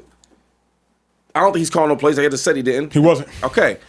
So why is that the answer, Jen? Why is that like the answer to me then? Why is it when you hire somebody like LaFleur, I said it. I don't agree with it. Come on, man. But devil's advocate is everybody that has come under McVay has succeeded on the offensive side. They've all succeeded.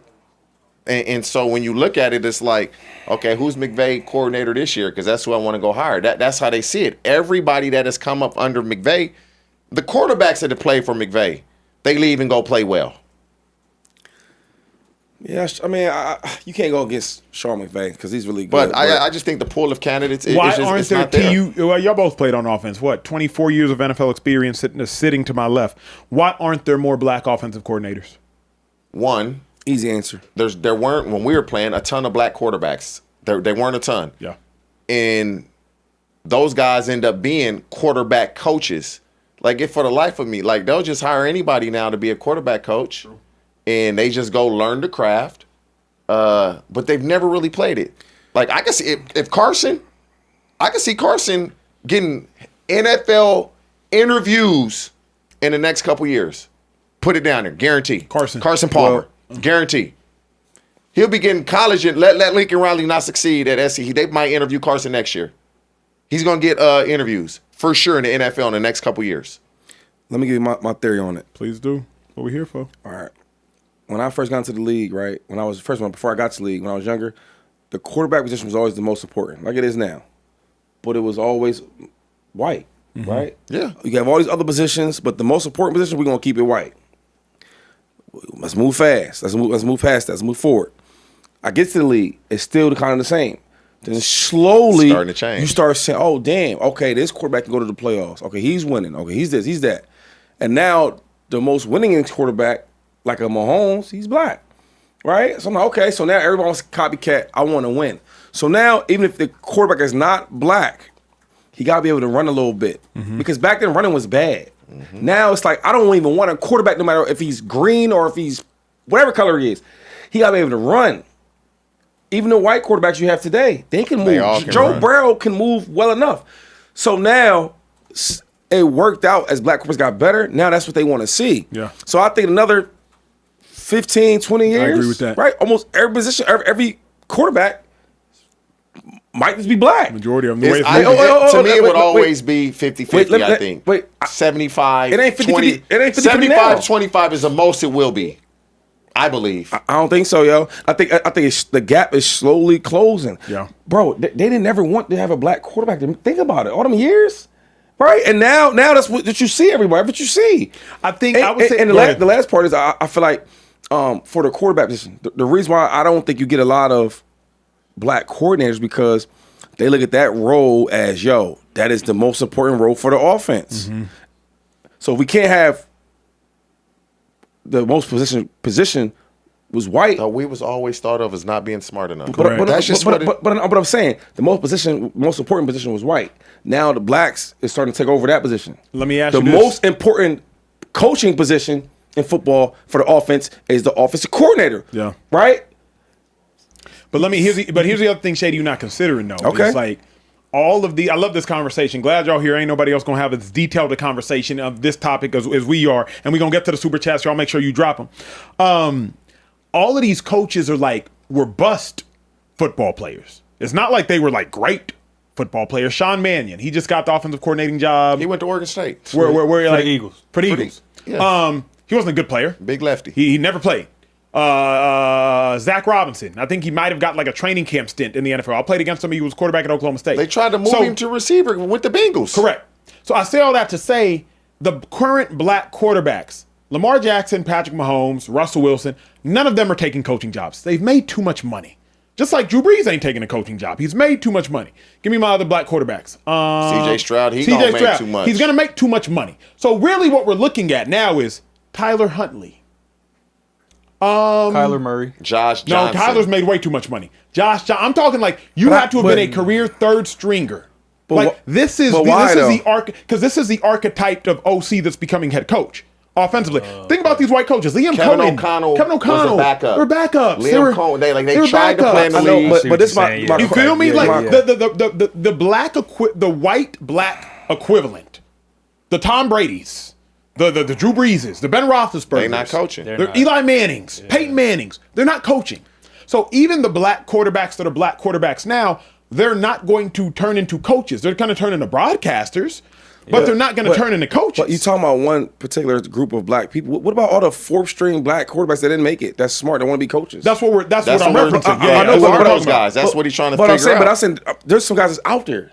You telling me they're the only these quarterbacks the only guys that's trying to get a job? No, that's what I'm mentioning. The Tyler Huntley's. I'm saying, but even I got one for you.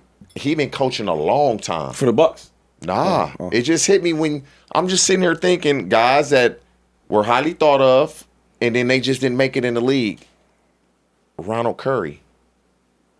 Who? Break him So down. from Virginia. Yeah, Ronald Curry from Virginia. He was a All-American top everything. basketball player And coming out of high school and yeah. a top football player coming out of high school. Went to the University of North Carolina. They moved him to receiver. Yep. He coached with the Saints. He's a quarterback coach, if I'm not mistaken, right now with the Buffalo Bills. I can be wrong, but I think he's with the Bills. He's been coaching a long time. A long time. Because he's my age. Yeah, you're right. And so when now will he be promoted to an offensive coordinator? When will he get this opportunity? Because Ronald Curry been at it for a long time now. Yeah. When he start coaching? I'm Been great coaching at with least that now. 15, 20 years, But, right? but there's some guys that don't even get the Nah, opportunity. not 20 though. years. At least 12 years he been coaching, minimum.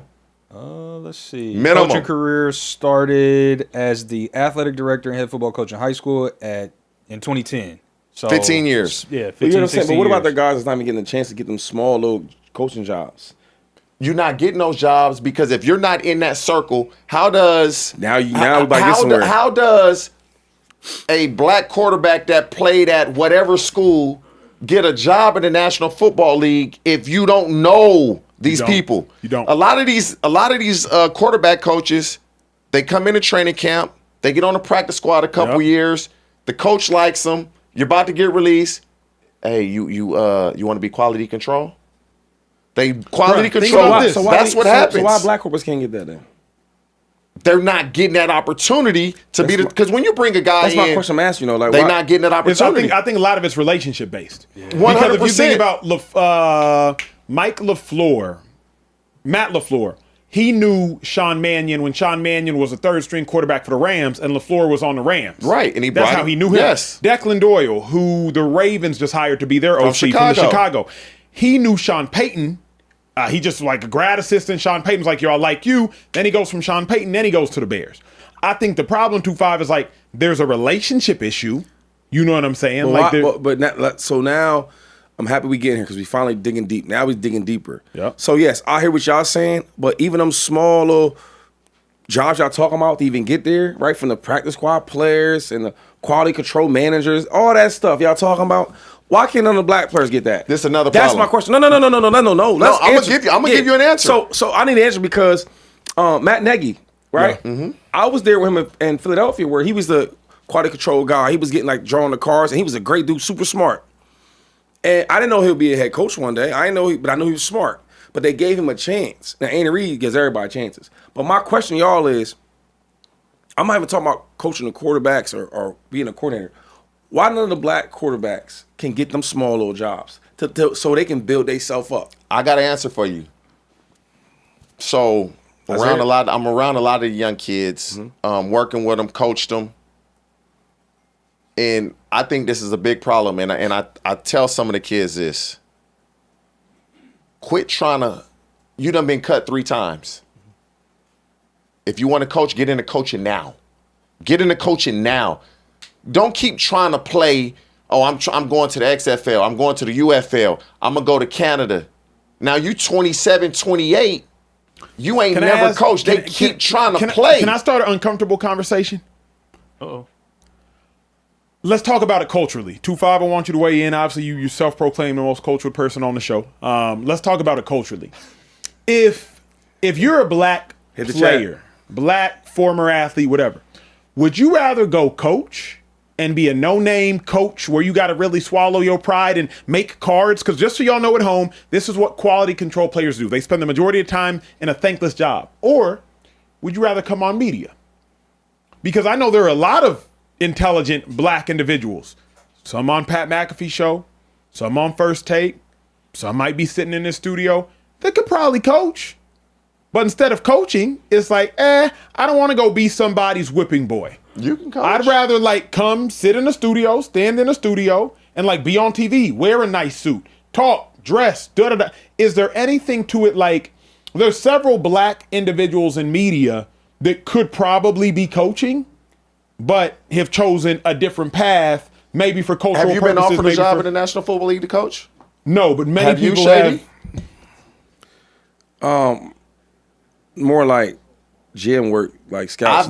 I've been offered a job more than once, and I want to be around my family because I know that coaching lifestyle.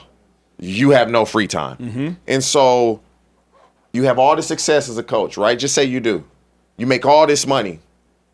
What does it matter when it's all said and done if you're not around your family and your kids and your wife? What does it matter? Yeah. What does it matter? You giving them a great life, but you have no personal relationship with them at all. I'll just say this though, because we talking about like the percentages we talking about a small amount of people. Like he's talking about TV. There's only a certain amount of jobs for TV. You know what I mean? It's only a certain amount of chairs, so everybody ain't getting that. Okay, but there's a lot of players that don't have egos because you've been cut every other team. What ego you got? What the fuck we talking about? You know, ego. You've been cut everywhere. All right, so. But if I love the game, like most people do love the game, why not? Why wouldn't they coach? And the truth is, they don't get opportunities to coach. No, they not getting no because That's the the guys truth. that are That's the the guys that truth. are getting released, Acho, if they were offered that quality control, What you think? They doing in a it. heartbeat. Correct. because they just want to be around the game. Come on, but so now we get so the real They wanna topic be is around- they just not getting offered. A lot of these black players is not getting opportunity. That's the truth. But on the other side of that coin, guys like Shady, who made millions and millions and millions and millions of dollars already in their career. I'm not doing that. It's beneath me. To your point, But Acho, and I no, think no, that's a no, good no, point. no, no, It's It's not not point. beneath them. No. Hold on, stop that. A lot of these guys he's talking about, some of these guys, you have no idea who they are. You don't know who they. That's the point. That's why they're doing it and don't mind. But what I'm saying is, dudes that's nobody that's black, they Would do that same thing. Yes, Agree they with would. you 100%. Yes, they would. Yeah, what we But, talking but about? also though, Yes, like they would. Because white players have egos too. Yeah, We all have egos, and some dudes don't have egos. What I'm saying is, give us the same opportunity. That's all I'm asking. Is give us the same opportunity. Yeah. But the thing I'm just curious about is like, do we, for example, I didn't want to coach. I could absolutely coach. I didn't want to coach. Yeah. One, cost benefit analysis. You'll make more money on TV faster than you will coaching. And if you're the best people on TV make as much, if not more, than the best coaches. So just go be the best. Whatever you're doing, go be the best. You'll be breaded. Number two, like TJ said, you ain't gonna be with your wife. You ain't gonna be with your kids. With all due respect, I don't want that. I don't think people understand So- the schedule of a coach. I don't think they understand that. Correct. Like What Friday, if you don't got no kids though? if you start early, and your girlfriend that becomes she understands what it is because you got with her as you were starting or after you started. She know what the schedule is like. Dude, them dudes, Monday, Tuesday, Wednesday, Thursday, they not getting home till after 11 o'clock, and they out the house by 5 a.m. every day. Yeah. Let me ask you. I got one for you. Last one because I gotta move. Last one because I gotta move. Lewis. You know what that is? Yes. Yeah, that. What Yes. up? Now that's Lewis super smart. Yeah. Yes. When he was there Like with that. Brady and all that, I'm like, damn, this dude, no ego. They didn't even catch him passes. Brady throwing the ball 100 miles per hour. He catching it, hands hurting, right? And then I'll start watching him help all the backup quarterbacks. Then the third strings. Then he helping the running backs. I'm like, this dude's super smart. And he played football. Yeah. And I'm thinking like, okay, now why he don't get no calls? Because all these other guys. Would he want to coach Yeah, he quarterback coach He right now. quarterback coach right now. Quarterback How long- coach. where's He was with he the at? Bucks. He was with the Bucks. Bucks. right now? Right now. And he was there when I was playing. That was So he 2020. Well, he was So he- fired. He was fired 2 weeks ago. Fired on January 8th. Bucks quarterback coach the last 2 Your own years. people. on, bro. Your Prior own to weeks people. ago. Ty Bowles. Your own people. That's the other thing. Your own people. I'm not going to go there, but that's the other thing is people got to start looking out. Because with all due respect, what white people do a phenomenal job of is looking out for the white people and other communities of which will remain nameless. The reason Todd Bowles got his job in Tampa is because Bruce Arians looked out for him. The Bucks were not going to hire Todd Bowles. So I do think there is a space where it's like, yes, make sure they're qualified as well, but like opportunities have to be lent. You know what I'm saying? Where they got to be lent. It just is what it is. Because with all due respect, when Pete Carroll gets hired, his son was the offensive coordinator. When Andy Reid got hired, both of his sons were on staff. Bill Belichick gets hired, his son's the defensive coordinator, and he's not even calling the defense. Black dude calling the defense, son just getting the credit. So I do think there is a world where it's like, yeah, Shady, you mentioned Thaddeus Lewis. Well, Todd Bowles, black head coach, fires black quarterback coach. Now, the last thing I will say, and it's such a good conversation, but there is an aspect of hiring black coaches is much riskier than hiring white coaches, not from an intellectual capacity, from a backlash of firing capacity. Bill Callahan, I think that's his name, Titans coach. I think he coached 23 games and got fired. Black coach gets fired after 23 games. Bill Callahan, uproar. that's his daddy. Whichever cat, Brian Callahan. Bill Callahan, Think about it. yeah. Gerard Mayo gets fired after 1 year. By all accounts, it was the right decision. The Patriots are in the Super Bowl this year. By all accounts, firing Gerard Mayo, right decision. Bruh, you remember how much backlash the Patriots got for firing Gerard Mayo after, 1 year? Black coaches don't get a chance, 1 year, and it's fair. But by all accounts, right decision. If Aaron Glenn would have got fired this year, of which he deserved, he earned that firing. Backlash. So there is more, in the same manner that like benching Shador comes with more backlash than benching Dylan Gabriel, firing a black head coach prematurely comes with more backlash than firing a white head coach as well. It's because There's not enough of a historical resume for them to warrant being fired that soon. Black head coaches is a new thing in the NFL. It hasn't been something that's been, prolific in the history of the NFL. So it's going to take some growing pains, and you're going to have to learn, how to move and how to operate as a black head coach. So I think there should be more scrutiny for firing a black head coach, as you said, prematurely. If you didn't think it was too soon, you wouldn't use the word prematurely. Here's why I got to vehemently disagree with this, and we're going to have to flow the conversation for the sake of this. Why I vehemently disagree with this is, if I'm an owner, I do not want to be punished more severely for making a decision I believe is right because he's black. And I'm not talking about hiring, I'm talking about firing. Like, why should Robert Kraft be scrutinized more severely for firing Gerard Mayo than for firing Stephen Mayo? Why?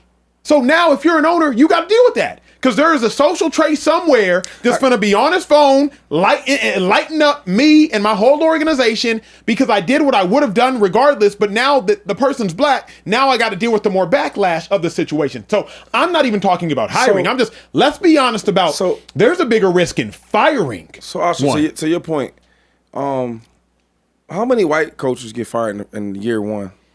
Black coaches get fired three times. No.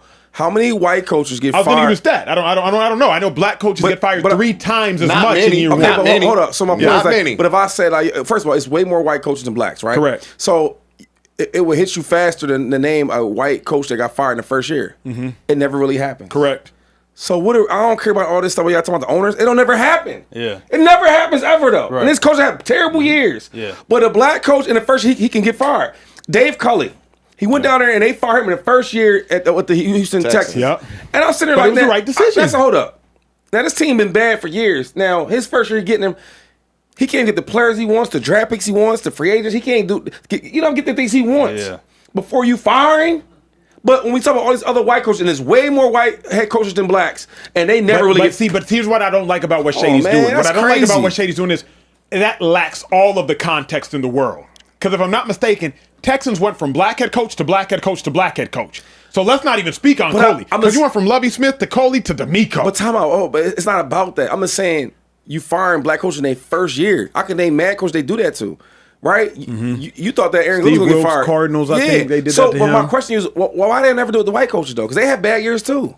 So two things I want to say to that. One, and if you can't answer a question, real quick, if nobody in the room can answer a question, everybody's looking stupid and dumb. It's a problem. You know it's a problem. It's a problem. Right. Yeah. And it's not going to change. But it changed this year. Aaron Glenn should have been fired.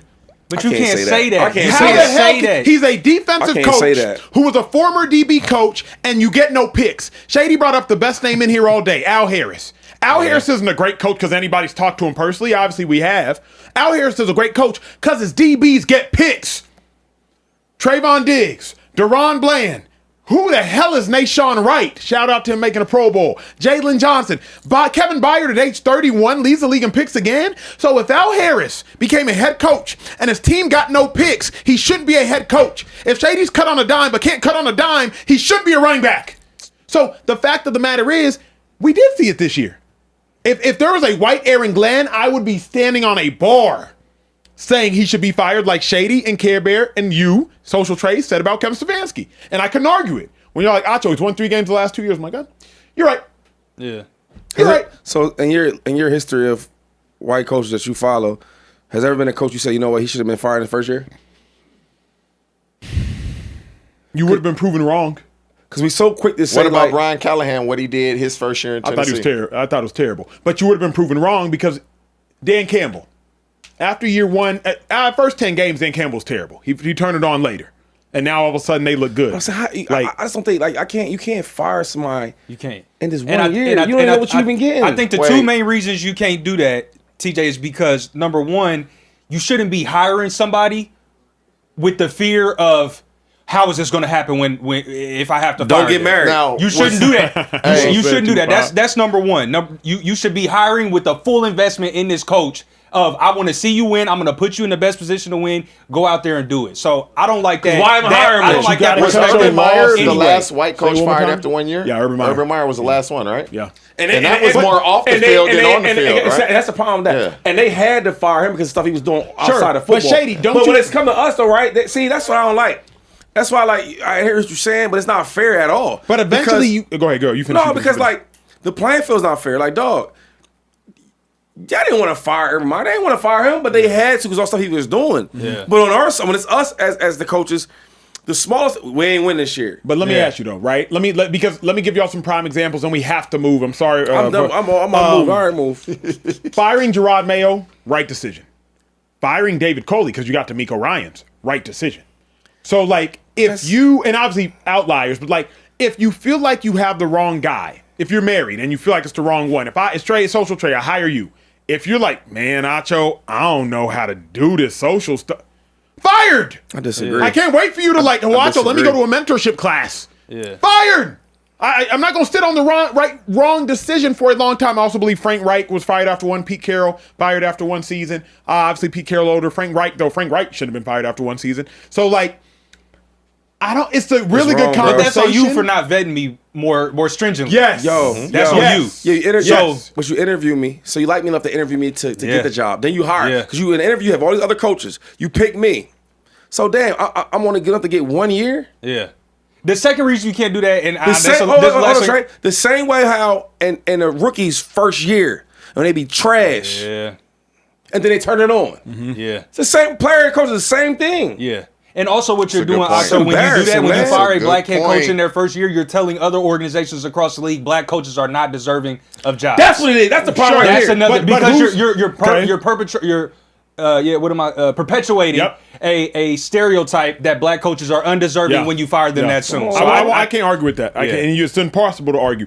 Trey, we got some super chats, and we got to move. Yeah. We do have a lot of super chats to get to. I'm going to get through them as quickly as I can. Panther423 said the Bears will make a Super Bowl in the next 3 years. Yes or no? Real quick down the line.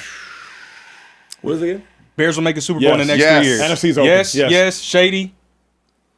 Yes. Ooh, okay. Like April Aries, shout out to our resident lady regular. She says, What's up? What the hell?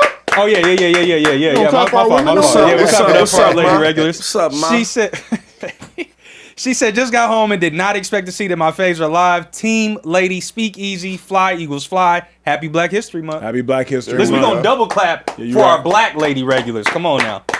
What else we We got? do love that. Misfit Red said, didn't the Eagles fire a coach this season after 1 year because he was at Magic City at his job? We're talking about head coaches. Head coaches. But, yeah. Dominic Scott said, fellas, God is great. All the time. All the time. Yeah, you did it.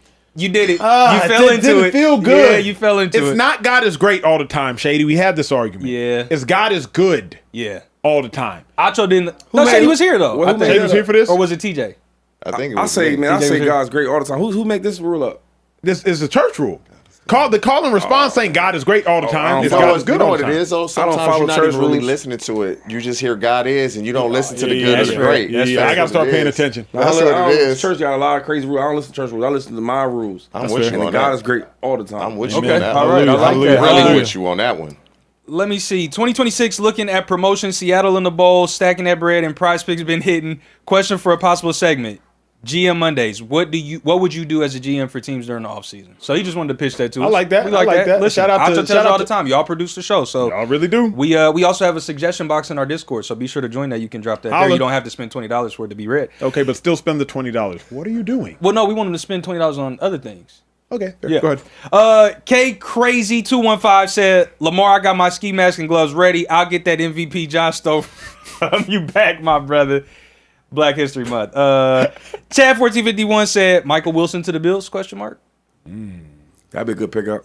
Nah, he has another year on his deal though, so he just finished his third year. They so. need somebody over there, man. Somebody. Michael Josh Somebody- Allen though, he going to Somebody work. they got 10 fingers. I tried to and tell him 2 when he hands, came bro. out, they ain't want to listen to me. But TJ, ain't this not this year, but the year after the wide receivers coming out of college or that are going to be eligible to be drafted? Isn't that a wide receiver bunch that's like way better than this year? Next year's class, the 2027 draft, may be on paper One of the- yeah. Because I done trained about 5 of them, and I'm like, boy, them Yeah. dudes, crazy good. Trey, keep it moving. Take your time. Last G. one I got, Central Cat said Kyler Murray, let's be for real, got what? 4 head coaches fired with that talent around him? They not wrong. Kyler stay getting coaches fired. Yeah. Stay getting coaches. Hey, well, speaking of coaches getting fired, there's also coaches contemplating retirement. Y'all know it's a Philadelphia Eagles show in the building, and Vic Fangio helped bring the Eagles a Super Bowl. We love him. He We is love him. contemplating retirement. He is a defensive coordinator. I will obviously sound off on this, and then 2-5, keep it rolling. Vic Fangio was a secret weapon for the Philadelphia Eagles. If Vic Fangio's gone, the Eagles' postseason success is gone. In the midst of all of the chaos with the Philadelphia Eagles offense, whether it's Jalen Hurts underperforming, Saquon Barkley in the offensive line not getting going, A.J. Brown's turmoil and being disgruntled in the locker room, the defense has no egos, has no issues, has no flaws really as it pertains to like the entirety of a season. They just shut up, go out there and play football at an entirely extremely high level. Not to mention, Vic Fangio has gotten the best out of players we didn't know how great they were going to be. Quinyon Mitchell, Toledo, overlooked, turns into an All-Pro. Cooper DeJean, Iowa, white cornerback, turns into an All-Pro. Jalen Phillips, Vic Fangio said, let me go get him. Jordan Davis has turned it on under Vic Fangio these last 2 years. If the Eagles lose Vic Fangio, the Eagles lose their long-term success because we've had defensive coordinators prior, but there was not a Super Bowl that was won until Vic Fangio showed up. Shady and I were walking the streets at the Pro Bowl earlier, ran into an Eagles beat writer, Jeff McClain, and was just picking his brain on the inside of all these things. But 2-5, what do you make of Vic Fangio, defensive coordinator, considering retirement? Can the Eagles afford to lose him? Yeah, well, first of all, I mean, we love Vic in Philadelphia. You know what I'm saying? Just the thing he brings to the game, man. A lot of players, they respect him. He demands respect. Hell of a coordinator. We will not be where we're at without him. So we definitely going to miss him if he decides to retire. But on that end, the players we have on defense, coaching matters for sure. Yes, sir, it does. But the players we have, I won't be surprised if they go out there and they still dominate the same way. They won't dominate if they don't get the right guy. I think Coop is like that. Right, when they had Sean Desai, you talk about Quinyon. Patricia. I think Quinyon, he's like that too. But I do think, I don't think he's that good of a coordinator anyway. Who? Patricia. I never thought he was. Shady, he was a Super Bowl coordinator. My man. Super Bowl coordinator. You was preaching that earlier, G. Bro, I played. That was Belichick running that D. I played against him, and I wasn't. That was Belichick running that D. He But had it entitled. But you know what I do like? Jeff Schwartz. You bring him back over there, though. You bring him to Philadelphia. I'm not trying to compare him and Vic, but I think he's really, really good. And if you had to get a replacement type of D coordinator with the type of guys we have up front, for example, in the Super Bowl against the Chiefs, right? Vic's a good coach. You're not going to convince me that the reason why the Chiefs was bottled up like that is because the coaching. I have to convince you that, man. Shady. Yo, I have to convince you that. I promise you, I'll convince you. If you gave me time, I convince you, bro. They were rushing 4. They played zone with cover 4 all day, and they weren't even blitzing. They was rushing 4. Shady, they was whooping them. No, hold on. No, bro, Shady, I'm Zach not. Bond was a special teams player for the New Orleans Saints, and he turned into an All-Pro. I respect. Yeah, that's like okay. Cooper DeJean, Quinyon Mitchell, All-Pros. But wait. See, hold on. They were doing that before. No. Vic was there when they got drafted. But Cooper and Quinyon, they just finished their second year. They've only been there in a bit. But just for example, like coaching matters for sure. It matters. Yeah. Put you in position to play. But like Andy Reid's he to me is the best coach of all time. Especially offensively, you can't even match him. Yep. Talk to me. But myself, Deshaun, we're gonna be great players. We might be greater with Andy, but we're great players. Patrick Mahomes, Pat's gonna be a great player. He's gonna be greater with Andy. Travis Kelce gonna be greater with Andy, but those are great players. Some of them young guys you keep talking about, I'm watching the way he tackles, the way he jams players, the way he runs, the way how athletic he is. That's him. But the reason I Quinyon good. Quinyon running around, Dan dudes up, cover man. I can't that's say him. I can't say all that. The Eagles Shady. were really good though. They were really good on defense before Fangio got there. They're really good on defense before he got there. They were exciting. He made him better. They were exciting. He made them better. No. Remember, before he got there, they were atrocious. Jonathan Gannon, they were exciting because they had a lot of sacks, but they weren't like stout. Then you get we had the most sacks in NFL history. Correct. That's why I say they were exciting. That's damn good. Correct. But then think about the year before Vic Fangio got there. Once Gannon left, it was they awful. were trying to find a replacement. Like Shady, awful. We went to a Super Bowl without Vic. Yeah. So all right. And we were really, really good that year. But what happened in the Super Bowl? Mahomes went crazy. I mean, Mahomes always goes crazy. Not against Fangio. Bro. Come on now. If they hire Jim Schwartz, it will keep rolling. That's what I'm saying. Here's why I don't agree. And not because Schwartz is amazing. Schwartz is really, really good coach. But y'all got to remember, bruh, personnel. Yeah. The Eagles have they have a roster that it caters to, we don't need to rush the passer, we need to play coverage. Okay. Schwartz's defense, Hunt. Yeah, Myles Garrett. If you look at how... hold on, real quick. Jalix Hunt. Yeah. Nolan Smith, Jalen Phillips, if the Eagles can retain him. The Eagles don't have a ton of hunters. They don't have a Miles Garrett up front. They got a Jalen Carter, though. They got Jalen Carter, though. He just plays a 3-tech. Jalen Carter. Yes. I can't say that Miles, like, he plays a 3-tech. So he's instantly double teamed on the majority of pass rushes. Unless you get him on 5 islands, you know this better than I do. But they do now, though. So Vic don't send how much of pressure. That's my point. So what they do is they going to double team Carter. Now somebody and everybody else has all these one-on-ones. That's what Yeah. happens. That's why I do like BG. He's in 25 years. Can still be productive because he's getting one-on-ones. You're not going to convince me. Now, there's nobody in the game like Myles Garrett. You're not going to find that. Nope. But what you is going to find, you're going to find dogs like Jalen Carter who's going to wreck the game. Go wreck the game. But here's the hard part for me is 0-2-5. Like, I can't sit here and Jalen Carter had a really good rookie season.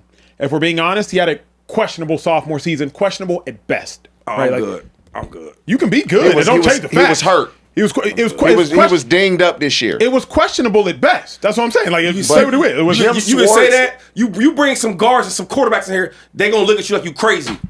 I'm the truth. It was JD. I don't know how. I'm not lying. It wasn't like it was questionable at best. So even last year, in the Super Bowl, not Super Bowl, we played the Rams. What game was that in the playoffs? I forget what it was. Divisional round. You ask Stafford if you feel like that. You talk like that the way you talking? I said, Shady, that was 2 years ago. I said he had a really good rookie season. They lost to the Niners this year. Oh, the Niners. They lost to the this Niners past this year year. was questionable. Well, my point is like, he's so good. I don't know what year it is. I know how good he is. Think about this for a moment.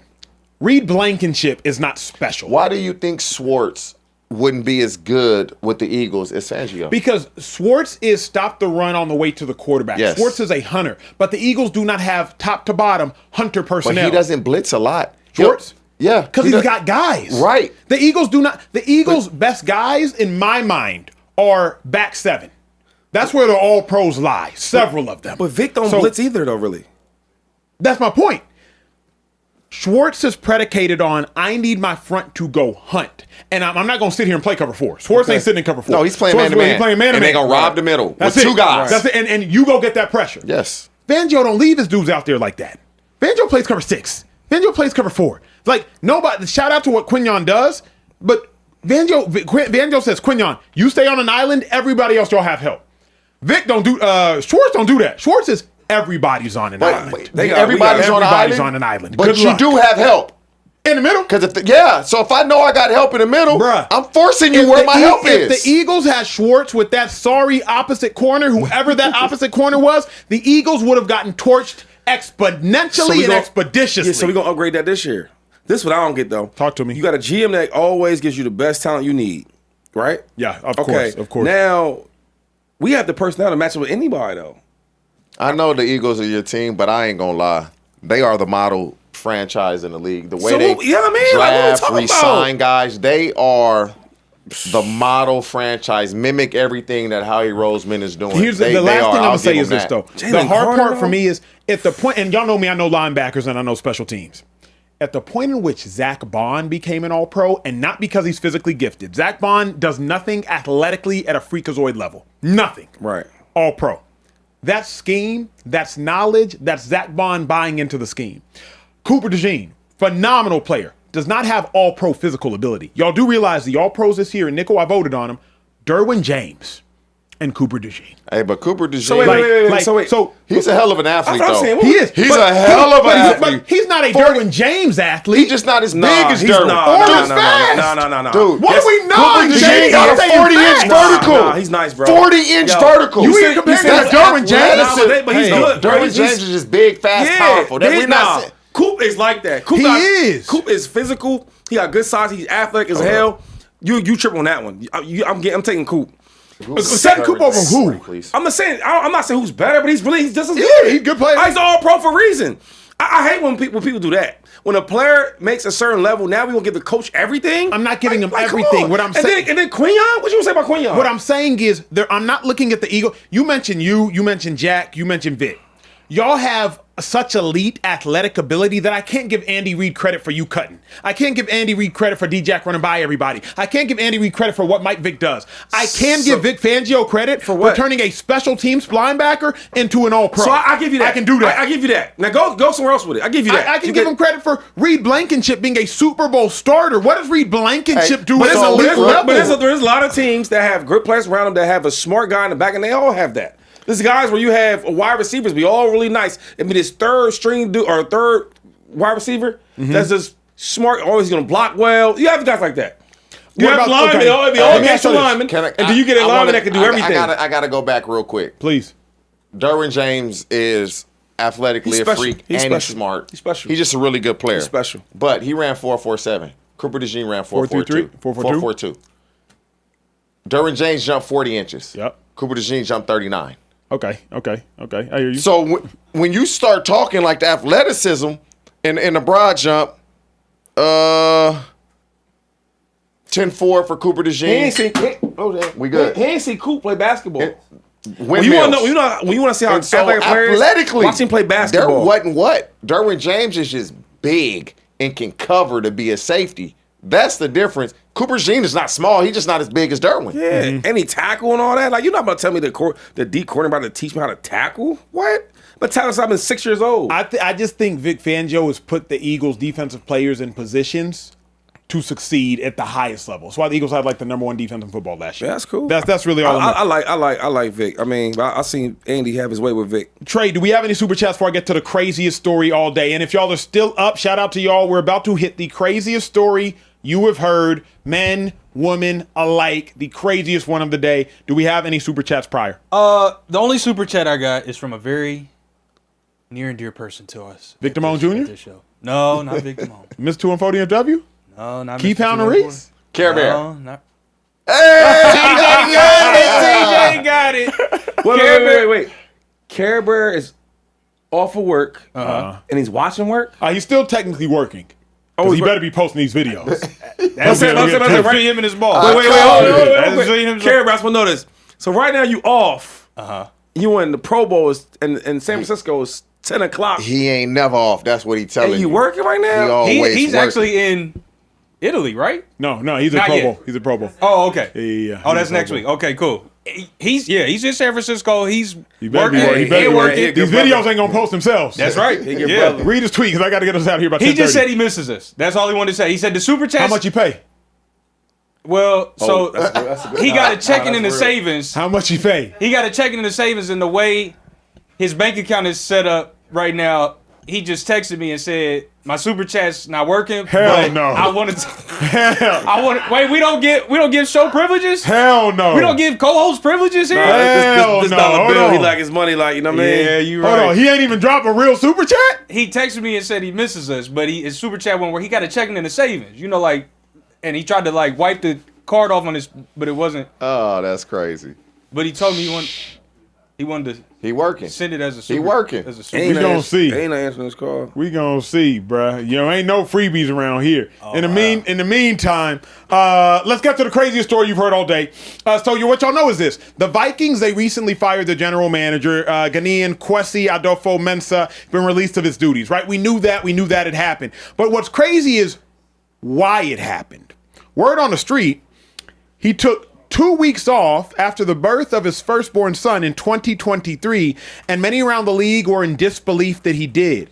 In an NFL culture where many players and coaches and execs proudly miss births of their children, taking time away for the care for the newborns and support a partner remains uncommon.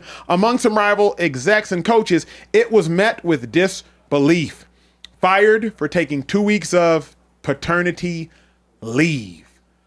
TJ, what's your instant reaction to a coach being fired or a general manager being fired in part because of paternity leave? That's word on the street. One, I don't know his situation. I don't like it. That's first and foremost. I don't because you don't know how his wife was. How was she doing? What was the birth smooth? Was there any complications? How was his son? Was he okay? Was he healthy? I don't know those particulars. Now, if everybody's healthy, you can't do that in the league. You just can't. Like, we've missed, we flying, my baby about to be born. Okay, I'll see her after the game. Like, we missed. I know players that have missed. And that's just something that you can't do. 2 weeks off in August? That's training camp. We dealing with cuts. Who we keeping? You not? Are you even looking at the roster? Are you paying attention? I'm a probably say he was still working. That's what he said. He was still watching film. He was still keeping up on what was going on. He just wasn't present there every day. So I don't like it. But this is what I'm talking about. This culture of the National Football League, it got to change. Like, ain't no damn way you need to be watching 5 hours of film. Because I guarantee the last 2.5 hours you forgot what you watched. And you're going to watch it again the next day when you're refreshed. Like, get out the office at 8 o'clock. Get out the office at 8 o'clock because you're going to work. Let's work smarter, not harder. And to me, you just can't do this in the league. You got to, and that's the thing, though, with these young coaches that I'm noticing. They out the office at 8 or 9 o'clock. Bruce Arians, that's his rule. These young coaches are out of the office at 8 or 9 o'clock. Bruce Arians' story, I read something. I don't know if this is true. His wife said, what are we going to do for so-and-so's birthday? That so-and-so was her son. Bruce Arians said, how old is he? She said like 46, 47. He said, what? That was part of the reason he wanted to retire because he didn't realize his son was that old. He missed his life that much that he didn't know his son was in his 40s. I don't know if I believe that. That's real crazy. He's smart. I don't believe that. And so, but no. But these coaches, I hear you saying, they spend but he's so type, much but he's the type time. of coach where he like, hey, Friday practice, we out. Thursday practice, we out. The GM, you just can't do this. I will say this though, right? I hate when another black man gets fired. I hate when anybody gets fired, no matter what color. But a black man, I feel a little worse. Yeah, happy Black History Month. But another thing is this, man. I don't feel bad for him though. I'm gonna be honest. I've played with a lot of players that don't see their son being born. Yeah, you missed that. Yo, I played with a lot of coaches that didn't see their daughter being born. No, it ain't about being born. It's about after they're born, you miss 2 weeks from maternity leave. Listen, man, leave, going, see you later. I seen it all the time. And I can't sit here and be fake and be like, oh, man, that's not right. Nah, his ass is gone. In the NFL, that's how it is. Yeah. We are a type of business that it's not the norm. If you want to go get your regular 9-to-5 job, do that. Yeah. This ain't that. So I can't even say I don't feel bad for the brother. You know what I mean? I wish it didn't go like that. But man, he a type of GM that you've been there where other coaches and players missed out on the birth for their child, right? For him to be a GM, he been around football. He know. If we all can do this and miss 2 weeks, We all would. I love my kids too. My baby girls, you good? I want to do the same thing. He tripping. Yeah. So even if the mom, something was wrong or something was wrong with the son, Let me tell you something, T. When you decide to sign that deal for millions of dollars and the unique lifestyle you live in, that's what goes with it. And if you don't want that, T. how much he was making? Oh, man, he making good money. Good money. Probably He about was $2 million. with the Browns, and then he got Yeah, that he GM left. job. Yeah, because of the analytics. He Wait, was they like, gave him a new deal, though, I thought. He signed a contract extension at the end of last year. Come on last now. year, him and O'Connell. I mean, Yeah, it's on the road now, though. I agree with Shady. I agree with T. Like, unfortunately, and this gonna sound harsh. Shout out to y'all watching in the Speakeasy. league harsh. League is harsh. It's like, you know, when you sign. I got a lot of my parents are in the medical field. Dad's a doctor, mom's a doctor. You understand that you might have to miss certain holidays. You might be on call. I got a lot of in-laws that are doctors. You just might be on call. You might have to work overtime. My sister works in a prenatal unit in Dallas, work for a young child's birth. She's like, oh, bro, I can't go here. I can't be here. I have to pick up this shift. I have to work overtime. I have to work the graveyard shift. I have to work through the night. It comes with certain professions. In the NFL, as a general manager, you can't miss training camp because the film only tells you so much, T. Yeah, you could download the film and watch practice, but you got to be there. You got to have boots on the You ground. got to boots on the ground. Yeah. Hey, which player is attentive when the coach is speaking? What player BSing around in the back? What player looks like, oh, they a coward because the fatigue is getting to them? What player's locked in?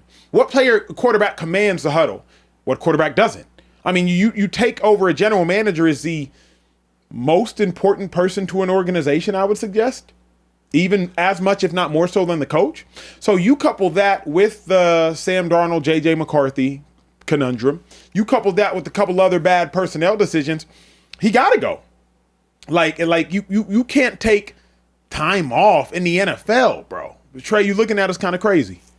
I'm just kind of absorbing all the information. You a father? The takes that y'all are It's hard. giving. Yeah, It's harsh. The league's harsh. It's tough. man. I'm wondering what I would do because it's such a convoluted decision for me because especially considering, you know, in the chat they're saying that she had a complicated pregnancy. Oh, they are. Yeah. Oh, yeah. You got to miss that. So now I'm torn because I have to be there for my wife. This is my life partner. This is who I've chosen to do the rest of my life with, right? At the same time, knowing if there's a possibility of me losing our income and our survivability, do I rightfully need to put this on pause to maintain that source of income? I'm assuming she wasn't working with him as a, you know what I mean, in this type of position. So it's like, it's really messed. So I'm thinking through it all, and what I would probably NFL decide. is your number one. Respectfully, your Especially spouse is your in number training two. camp, you gotta hire somebody That ain't what I that said can when I come took my vows look before after God. you. I mean, it's kind of I like ain't this. say that. If you told you me, ain't say that, TJ. You ain't say the NFL was your number one. Till you ain't say till death do you part. No lie. You said till you can't put the cleats on no more with the NFL. So my wife used to be like, "Can we go on vacation?" I said, "I can't train the way I need to train on vacation. You can go on vacation." I didn't take a vacation until I think I was in like year 8 or 9. Yeah, I never took a you vacation. married to the game, Why bro. you got Your your wife is your mistress. Ryan, you got drafted. Ooh, I don't like that. It's what it is. But I'm not a professional athlete. Never have been. Never will be. So I did Like, not if- take no if you're vacation. making- Raise, huh? If you're making $10, $15 million, you married to the game. You married to the game. Like, it don't. If your wife calls you on Saturday before a game, babe, I need you to come back. We play the Patriots. I'm in New England. Hey, she not even gonna do that. She not calling Why not? and say, "I need you to come back." She know what it is. But this brother I'll wasn't see making you 10 to tomorrow. 15 million. No, but he has a position as exclusive as one. He's 1 in 32. And he a Ghanaian, bro. He not just black. He a Ghanaian. He African. Yeah. And he didn't even get up there the traditional route. He ain't no Frank Gore. He ain't no Shady McCoy. He ain't no former Hall of Famer. He a little nerd that worked his way up from the analytical department and somehow got enough grace to get that job. Yeah. Bro, you don't trick that off, bro. And I understand the I don't understand the complications, actually. You've never been married, never had a wife that's had complications. But I do know individuals who's lost children and played that same day. My wife would have told me straight up, "You can't miss 2 weeks." Should have told me. Should have said you gotta go back. She knows. Should have She said you know gotta go our back. game. 100. You gotta go back. Yo, this is the first issue me and Chip Kelly ever had. It's the first one. So he gets hired. He calls everybody. He calls me, "Hey, I'm the coach." I said, "Oh, how you doing, Chip? I like Oregon, you know what I mean? You know, this and that there. You know, having a small talk." But he's having like his first meeting with the team. Yo, one of my best friend's dad died, right? So I was like, "Hey, coach, damn, bad news. Yeah, my best friend, you know, Pops died, man. I ain't gonna be able to make your first meeting, you know?" So he hangs up. He calls me right back. "Hey, Shady, oh, man, is there anything we can do? Right? Anybody need to pay for the funeral? They need some flowers, all this." I'm like, "Well, now we got it." He said, "Because I can't have you missing." I'm like, "Well, my best friend dad died. What do you mean?" And we were going back and forth, and I never even met him. I never met him yet. Already didn't like But him. it shows you the NFL, and it's not his fault, but the NFL was like, "Yo, this is a different type of business." And people, they might miss funerals, they might miss the birth of their children. That's what it is. You know what I had to do though, man? You know what I had to do? I went to the funeral. Yeah. I got in trouble, Yeah. but But if you were a lesser player, you'd have got released. The lesser player wouldn't have gone. Something. Yeah, A that's lesser true. player wouldn't have gone. He wouldn't have gone. A lesser player wouldn't. I That's just went. what it is. I A went. lesser Yes, player yeah, I went. just wouldn't have gone. Let's move from the NFL. Any super chats, Trey? Let me double check. I don't Double think check, so. double I did check, just double get a FaceTime from Kieran, but Let's move from the we're good. NFL to the NBA. Draymond Green. Let me pull this one up. Draymond Green gets a tech during the game, and I want to show you all this because his comments after receiving that tech highly debated. Rome, do we have volume? All right, let it I ride. thought that was the most interesting thing. Uh-oh, hold on. Move this, Rome. Let me pull up the other clip while y'all take that down. So that happens to Draymond during the game. And then after the game, Draymond Green, he makes a little bit racial. He says that, you know, it's ironic that a Caucasian ref will put his hand in my face. Anyway, I'll let y'all take a listen to it. Rome, we got volume? Yeah. Take a listen. Let me run it back. I will tell you, though, I find it very ironic that I got a technical foul for telling a Caucasian referee not to put his hand in my face. As a black man in America, don't put your hand in my face. And I said, hey, don't put your hand in my face, and I got a tech. So I thought that was the most interesting thing of the night. Did he try to Next explain thing my himself? bobblehead. He said, Draymond, this is your chance to stop talking to me, bro. Don't put your hand in my face. Oh, tech. Oh, okay.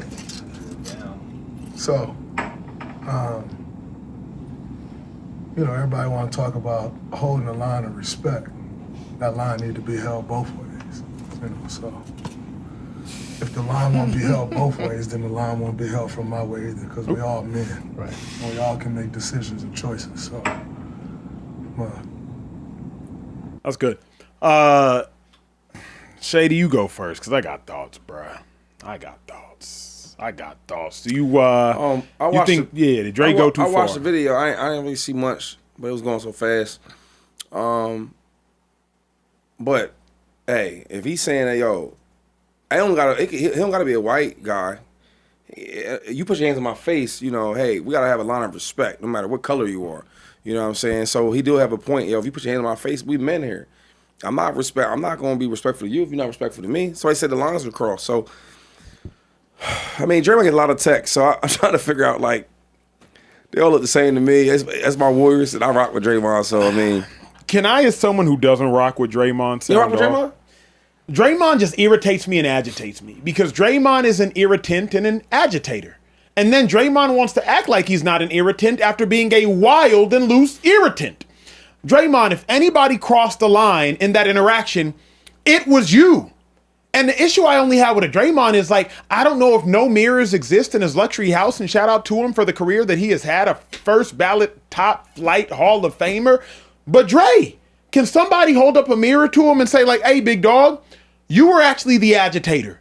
You were the irritant. If anybody crossed the line, you, Draymond, crossed the line. Not the ref. Rome, take it full real quick. I just want y'all to see this one more time. Y'all tell me who crossed the line here. Challenge for Golden State. A foul proximate to the play, and so far so good. Let's go back to the top. His arm was held by Isaiah Stewart. Foul against foul. I think it happens off camera. Hold on. Wow, look. Not happens on camera. Look, it's on camera. Watch. It's just a It's low. a foul. He's telling them, like, you'll see. A successful challenge for the Warriors. They have possession. Watch. Come on, man. Watch when they start walking back towards Yeah, I half saw court. this part. There's no way he's upset about this. That was Draymond's reenactment of, get your hand out my face. And I told him, get your hand. So the reason 2-5 is not, I don't care. I don't rock or not rock with Draymond on a basketball level. But I just don't like the lack of self-awareness. Like, Dre, you want to repaint that picture. Is the ref crossed the line? I don't think either of y'all crossed any basketball line. With you want to repaint that picture as though the ref somehow did something to you, and then also, you want to bring race into it? Yeah. Like, what did race? We all watched that, and we're all incredibly intelligent people. I'm sitting next to 4 different shades of black in here. Shout out to all of us. Happy Black History Month. And you want to sit here and say that the ref crossed the line, and you want to bring race into it? It completely undermines when we actually have legitimate racial conversations. Black head coaching hires. Legitimate racial conversations. Systemic injustice. Legitimate racial conversations. Oppression. And now you want to bring in a Caucasian ref. Said, Dre, we saw it. Yeah. Go ahead, Trey. What was worse? Draymond lying about this or Jamar Jamar Chase lying about not spitting on? Because those were equally outrageous to me. Where he lie at? I'm sorry. Where he lie at? Because the dude had his hand like this, though. Where did who lie at? You said it was 2 lies. I'm trying to figure where was the lie at? Your eyes don't work like mine? That man didn't put his hand nowhere near Draymond's face. He had his hand up. And Draymond... He had his hand up, dude. And Draymond was the aggressor in that situation in terms of approaching him. He walked away and then came back to the ref. So I can't... walking to the ref, that's not the problem. The problem is he put his hands in his face. Hold on, Shady. From Draymond's perspective, but as a ref, you walking back toward me is the problem. We gonna go back to back. Rome, take it. We going back to back in the speakeasy. I don't really like... He said, Draymond, this is your chance to stop talking to me, bro. That's Don't right. put your hand in my face. That's right. Put your hand in my face. Okay. And then this was it. After Draymond's clearly in his face first. Draymond, it's just saying stop talking to me. He did it right there. Why you talk? Why, don't talk to me with your hands and all But that. how you gonna say that he said he did? Draymond's hands in his face. Hold on. Don't exit just yet, bro. Huh? You don't see that, Shady? No. He in the rest face?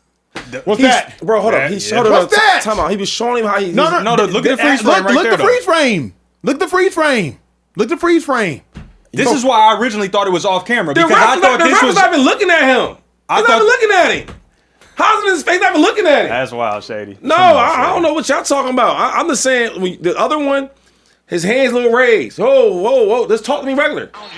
Shady, this is not regular. Draymond not talking Draymond, about regular. nothing Like, showing if you want to give This is regular. They do this, every NBA player does this. Hey. if you want to receive Wait, respect, time out. you got to give respect. Wait, Acho, agree with that, yeah. I don't know about that part, but hold on, real quick. Every NBA player does this to the ref. They go to, they tell what they doing. It's not. But it's also no crime in me saying, whoa. This is the No, problem. don't put your hand. Like that. Yeah, you like don't that. like your But tone. hold on, Shady, because this is where I get upset. I don't know if Shady kidding or not. I'm serious. The I ain't ref's kidding. hand wasn't in Draymond's face. at all. It was in his chest. That's not his face. It's not near Bro, his face. when you having a conversation, Shady, look at his hand. But time out, It's in his Acho. belly button. Dog, when you sitting here, we sitting here, right? And we got a remote. We got to stop and pause and all that. When you argue with somebody or something going on fast, just like in football, why you hit this hole right here? When that stuff is going fast, you can't just stop and say that's too close, that's too high, that's too low. No. From his point of view, we talking about a call, I'm mad about this now, and I get close to you, and your hand raised. Whoa, what you? Put your hand down. TJ, chime in, G. Yep. Why couldn't he say that without his hand in his face and all that? I mean, Just speak your mind without this, your hands. This is the thing. These refs know serious. I'm that dead Draymond serious. is I ain't a trying to temperamental person. First and foremost is this. Man, these referees are terrible, man. So ain't they terrible? These dudes are terrible. You mad at me because you seen this dude grab my arm. And did Draymond escalate it? Of course he did. Yep. But this is his personality. Y'all know this. Y'all know this. Instead of, you know what would have stopped the whole thing?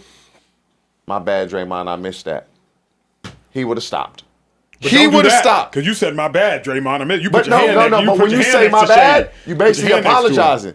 He got grabbed. You didn't call it. Like these refs, y'all not bigger than the game. They not At coming all. to see y'all. They They not. coming to watch the players play. Sure. They pulling up to watch the players play. If you get your arm pulled, just call the foul. You were wrong. And I don't think the ref is like did anything wrong. He's somewhat calm. All you got to do is say, my bad, I missed that one. You know what? That's all you got to do. I got it figured out. Let's just have AI referees that never make a mistake, never miss a call, and then the players can never get No, mad. but this is the thing, though. It ain't just missing one call. It ain't just making one mistake. Yeah. They'll cost you a game. And then at the end of the game, we got to get interviewed about that. Mm-hmm. They go straight on home. They don't get no interviews. Yeah. We in the NFL, you grab That's somebody's fair. face mask, they fine you. You miss a PI call, you get right on home. Ain't no fine. Yeah. So T, if, you it needs have to a- be accountability That's fair. both T, ways. here's fair. my problem. I like We're that. having two different conversations. Yes. I agree with your conversation. My conversation is You agree Dre. with Of course. My conversation is Dre. You escalated the situation. But Draymond- You escalated it verbally, and you escalated it by approachment physically. what? But So we my point is- know so- how so Draymond that- is, though. Like the sure. refs know this. But then So don't what? blame the Why ref are for you giving escalating the why are situation. you giving Draymond a technical when you made the mistake? And you're not the player. You Y'all a ref. Bro, y'all having different Stand in conversations. ref's lane. Y'all are having different But conversations. Draymond never gets that technical if the ref makes the call. But hold on, He hold on, doesn't hold get on, the hold on.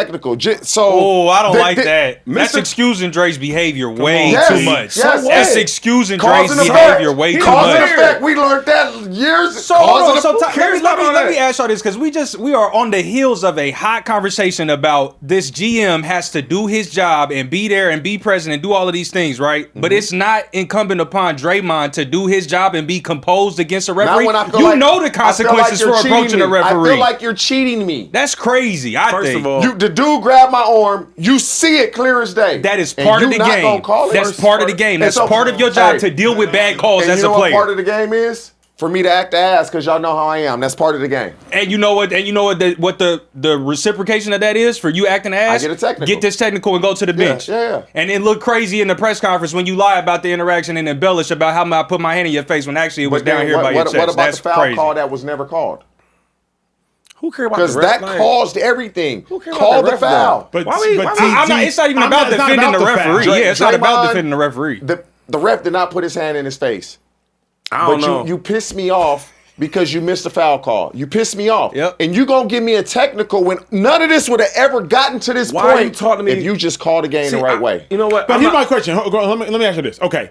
So we all saw ref puts his hand in Draymond's chest. Vicinity. Put it in his vicinity. Keep your hands to Draymond, yourself. keep your hands out my face. What's the ref supposed to say? Okay. Nah. Okay, he's supposed to say okay. That's not how it works, T, because here's what I hate about conversations like this. And even when people be doing stuff conversationally, you can only escalate something now to either fight or tech. Because when somebody says, what you gonna do, whoop me? There's only one response to that. Yeah. You feel me? Yeah. So whoever said, what you gonna do, whoop me?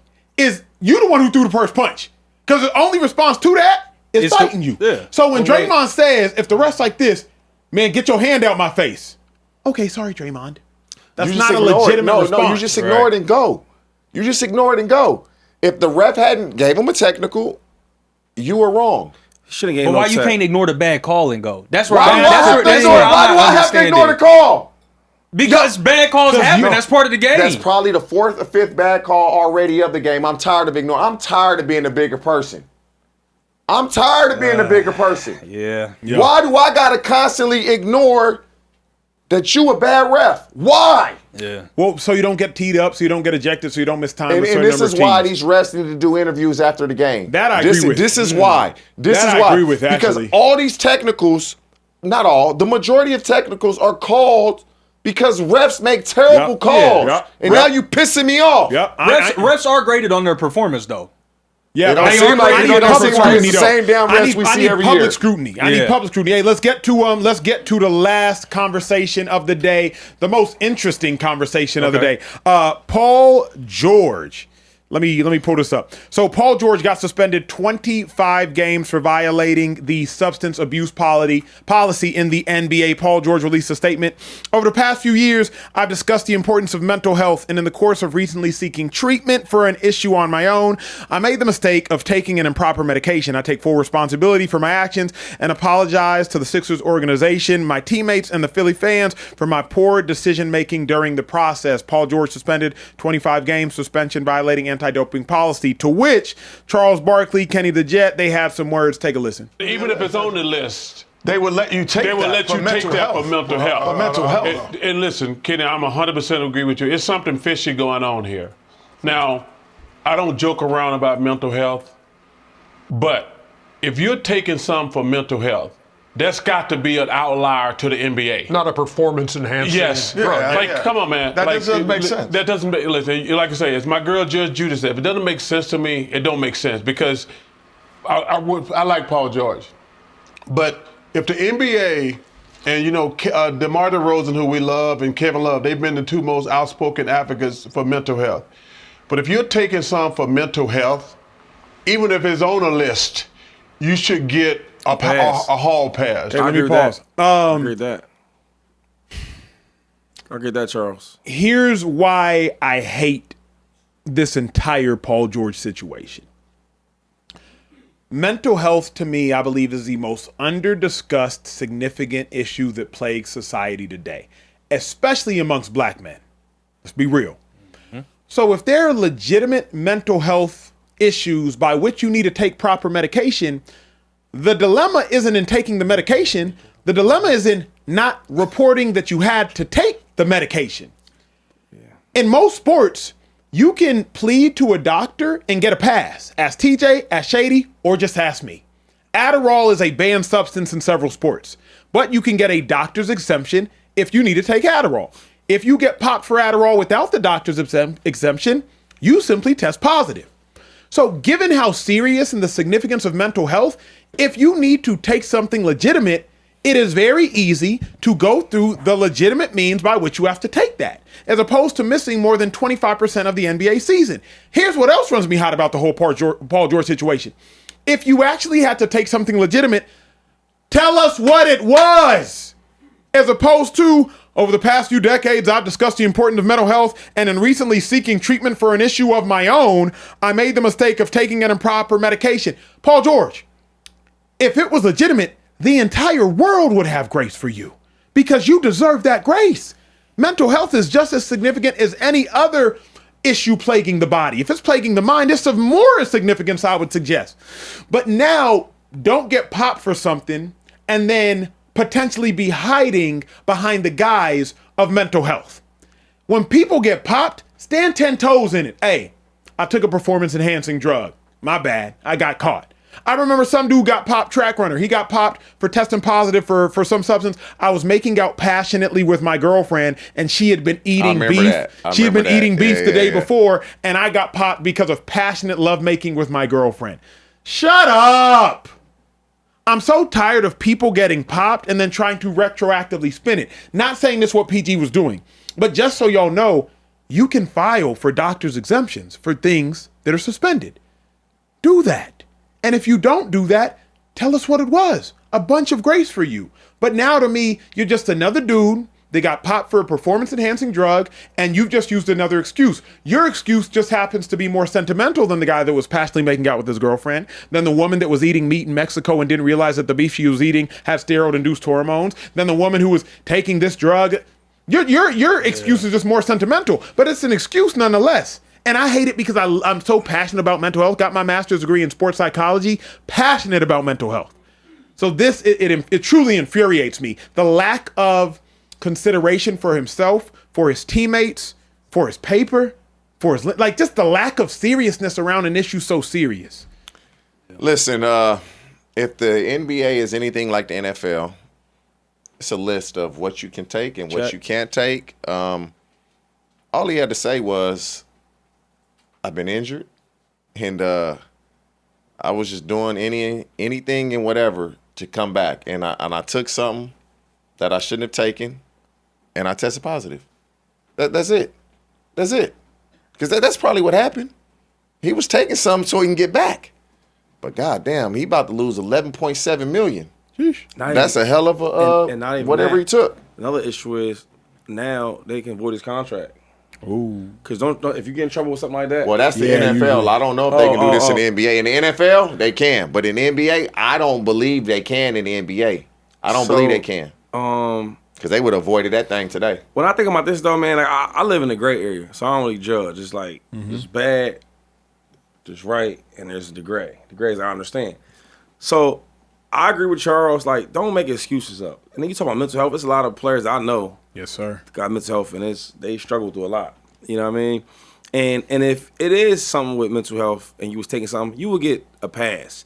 And let's say you did get in trouble, it ain't gonna be 25 games. So that's fishy right there. Number two is, now I get it. Paul George at one particular time in his career, he was battling against LeBron James. He was that dude, right? Even a little bit in the OKC, we seen still was. I think now he's at a point where I'm having injuries. I'm older, right? Now I went from the number one, coming to Philadelphia, and I'm like the number 3, and I'm still trying to hold my career together, make more money, continue my resume. So I'm gonna take a couple of little drugs to stay good, right? I know players like that. So listen, I mean, I'm in a situation where it's like I hate it, but I don't hate it because I kind of understanding. I wish. What part of it you understand? Break that down for me. The part understands that he's trying to cheat to keep his career right. Yeah. Right? You got family. I don't know what his bills is. I know he made a lot of money. I know he made a lot of money, got a lot of bills. Got family. I don't know what his situation is. I'm trying to make more money, get more contracts for my family.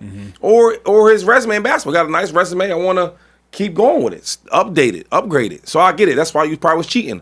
A lot of players I played with, they cheated. They got some got caught, some didn't.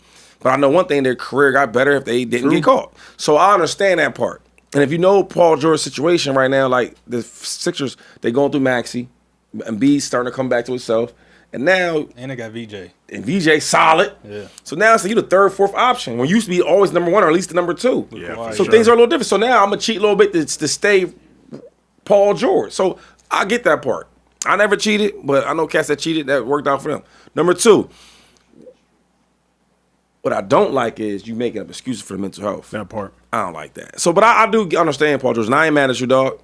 I'm not even mad. Respectfully, Take your 25 games, come back strong. I'm not mad at I'm not nearly as mad at the cheating as I am the excuse making. Like Shady said, a lot of people cheat, and you got caught. So now I'm for real not mad. Like, you know what I'm saying? Like I'm just mad at the embarrassment part. So I don't mind that. I don't even mind his excuse. I don't like his excuse because you use mental health. But That's that part. But the embarrassment and all that, When's the I get last it. person that you can recall that's been caught in any sport and admitted, oh, yeah, this is what I did?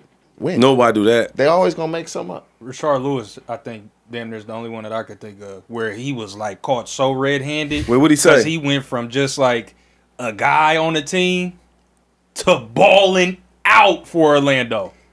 And I don't remember what he said, but I don't remember him like adamantly denying. Like, I think he was kind of like, yeah, y'all saw me go from bench guy to starter. The one that played in Seattle, Rashard Lewis? Yeah. Rashard Lewis, yeah. Then with the Magic, I think it's when he stated it was an honest mistake caused by an over-the-counter supplement he took at the end of the previous season, Down count. which he didn't realize. Honest mistake. See what I'm saying? Like Nobody never knows. That's what I'm saying. But he didn't deny it though. Yeah, Here's why I'm mad. 2-5. It's like it's the same reason I get upset anytime somebody takes a significant issue and decorates your insignificance with a significant issue. I get upset.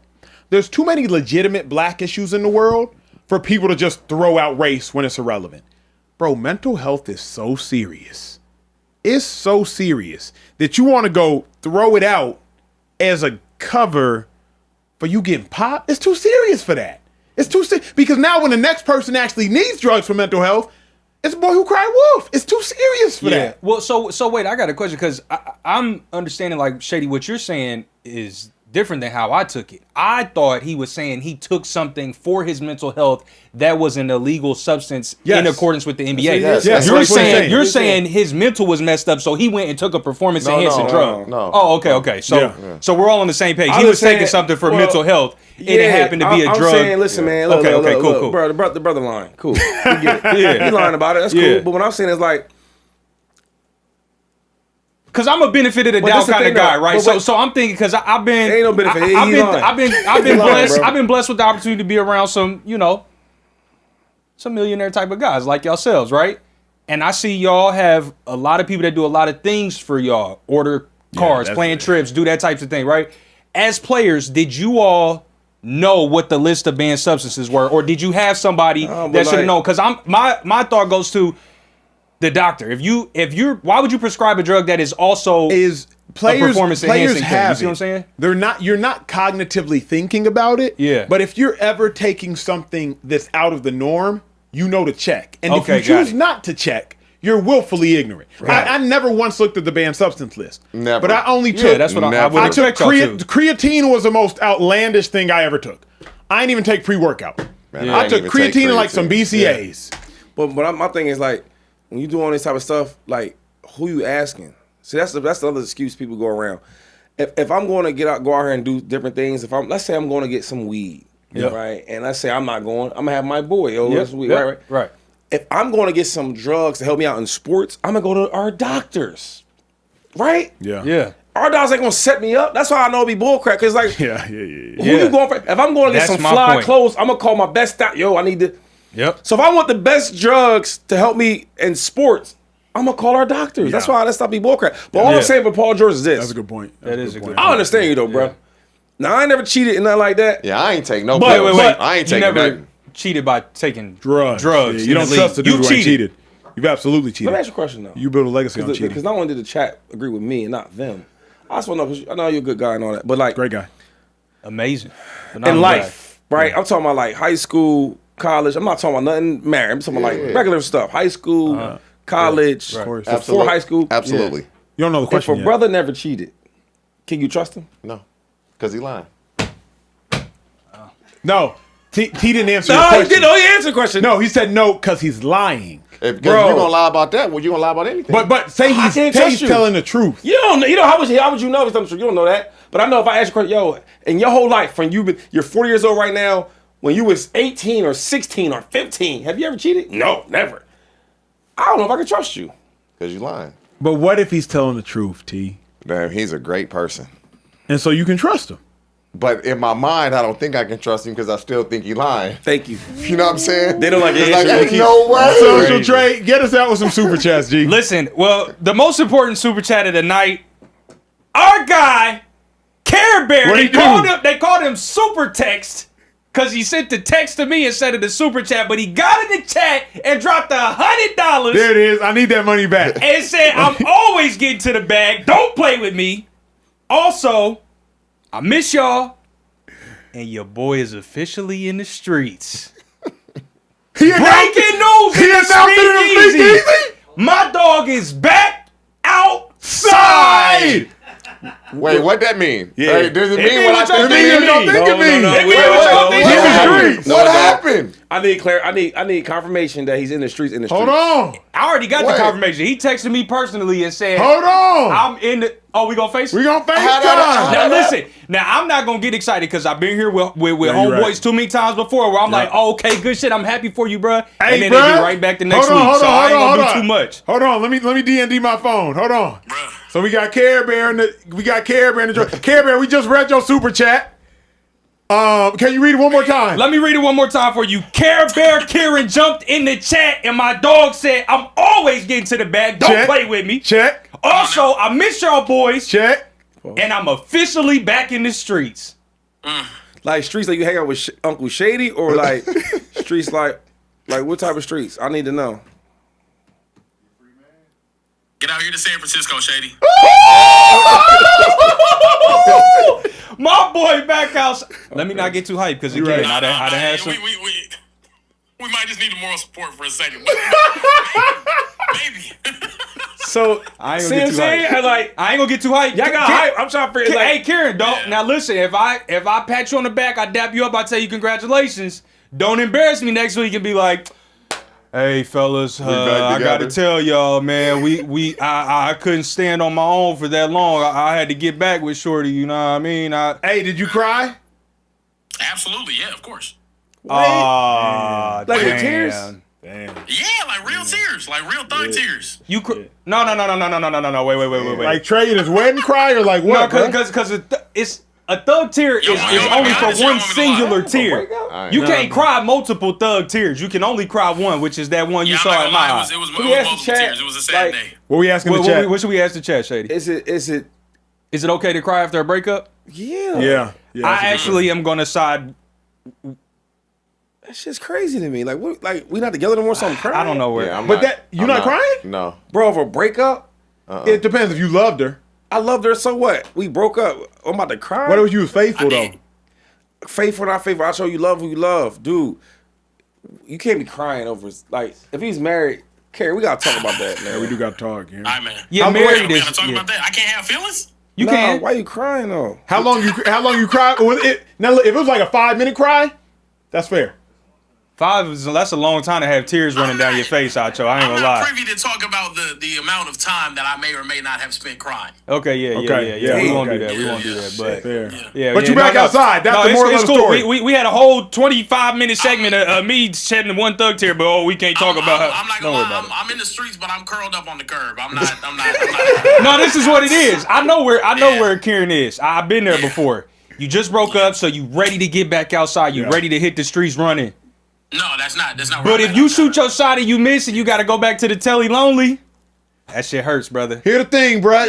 Shady gonna be out there in about 5 days. So you got 5 days to recover, bruh. Start reading some books. Start watching Gladiator, Braveheart, some real manly movies. Go watch Training Day. That's how you get over girls? Y'all do stuff like that? I mean, he got to get his mind right first. Yeah, I gotta. Well, say that's the way you get your mind right? ready. Nah, you just get over that shit and Yeah, you get got on. it. See, Yeah, you heard what I said. You hit Yeah. the streets running. Straight up. But the thing is, No. You hit the streets running and worry about your healing later. Yeah, you gonna heal later. Yeah, you heal later. You hit the streets but running. then you don't never heal. We ain't reading no No, books. that ain't I'm true. not healing early. Yeah, you got to heal because they say that men Having get over fun gets- breakups way later than having women do. fun gets it out your mind, so you ain't thinking about But it. then you got to deal with it later. Yeah. Like, in 2 months, it's gonna I'm hit gonna you. have enough fun, and I ain't. It's just woo, it's gone. I'm You know what the issue is with that? We having some real discourse in here. The issue with sulking now, Yeah, for one, you missing opportunities. yeah. And for two, Yeah, take that you're in. going to end up back in the situation because you like, okay, my mind's right. I'm ready to move back into another situation. No. You got shit to get out your system first, brother. Yeah. And you need to do that now. Hit the ground running. Yeah. And then worry about your These healing are later. vets, I Kieran. thought he was locked in. He was always talking about her. I thought y'all was locked in. Goodness the- You gracious. found the key. If they listen to me more, they'll be better off, dog. Listen, Well, not they. I'm married. listen. When Them you're not married, My dog. Hold on. Let me. Karen, go do your thing, bro. I'm gonna call you after the show, bro. All right, G. you know what I'm saying? Cause like, yo, real talk. You ever see somebody they got a great relationship, and then you see him maybe I don't know a couple months later, and she not even with him no more. She with somebody else. Yeah. When you married, you can't just do that. Can't. Yeah. So when you're not married, I'm not saying you need to be faithful. You need to be faithful. Yeah. But you can't live your life like, man, this is the only one I got in my life because Until you're married. until you're married. And if you're not married, let me break up. let me ask a real Break question. up, they I'm it's my good. wrong. Let And me ask- everything you bought her, the next dude with her, and they thought he bought it for her and you didn't. Nah, I'm taking that shit back. Let me ask a real question because you this can't is do that. Oh, you important. Shit, I'm trying to get everything Is back. it inappropriate? Not inappropriate. Oh, sorry. Is it appropriate to cry after a breakup? What? That's no. the question. Can't be- I'm not crying. At this big age, no. Nobody should be crying about no girl from a breakup. What are we talking not. about? As a teenager, I'm not. I find it permissible. Okay. I'm At not. this big age, no. I don't. Never. Never ever. I mean, if you married, of No, course. no. no, You we better talking about cry. girlfriends. We're not Oh, talking about girlfriends. Like, When you never. 15, 16, your first. It might bother you, but I'm not crying at all. Never. I'm just crazy shit. But It's TJ, dope. you said you don't even cry at funerals, so Yeah, you out. remove You him from out. the conversation. Yeah, Sorry. Yeah. Somebody died. Don't care. Yeah. Hold up. Yeah, man. TJ don't die. TJ don't die. Y'all want me to Funeral hold shit. this casket or not? Come on, we got this dead. We got to get this dead Paul body. Bearer, Yeah. bet. Who played tonight?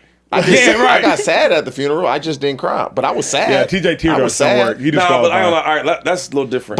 But I'll say, but you grew up with your father. yeah, Like, my dad only Wait. cried once. crying when I was coming up was a sign of weakness. Suckers, But now yeah. that But I'm it's older, not anymore. Acho, I know Nah, I this. still. Acho, I For know who? this. This is what I say. Shoot. If you are a grown man and you can cry in front of another grown man, that is a sign of strength. I'm strong, man. It's a sign of strength to be able to cry in front of another grown man. But growing up, it was always a sign of weakness. I And ain't so gonna lie, man. I ain't it's really- just embedded in me Yeah, now. I hear this new stuff, new day and age stuff and all that. We ain't gonna do those crying all day. We ain't doing that. Not all day. Not Nah. all day. But Not I on do, my shoulder, I none do of that. think it's like, look. Nah. Because My here's the son ain't thing. about to win. Over a female?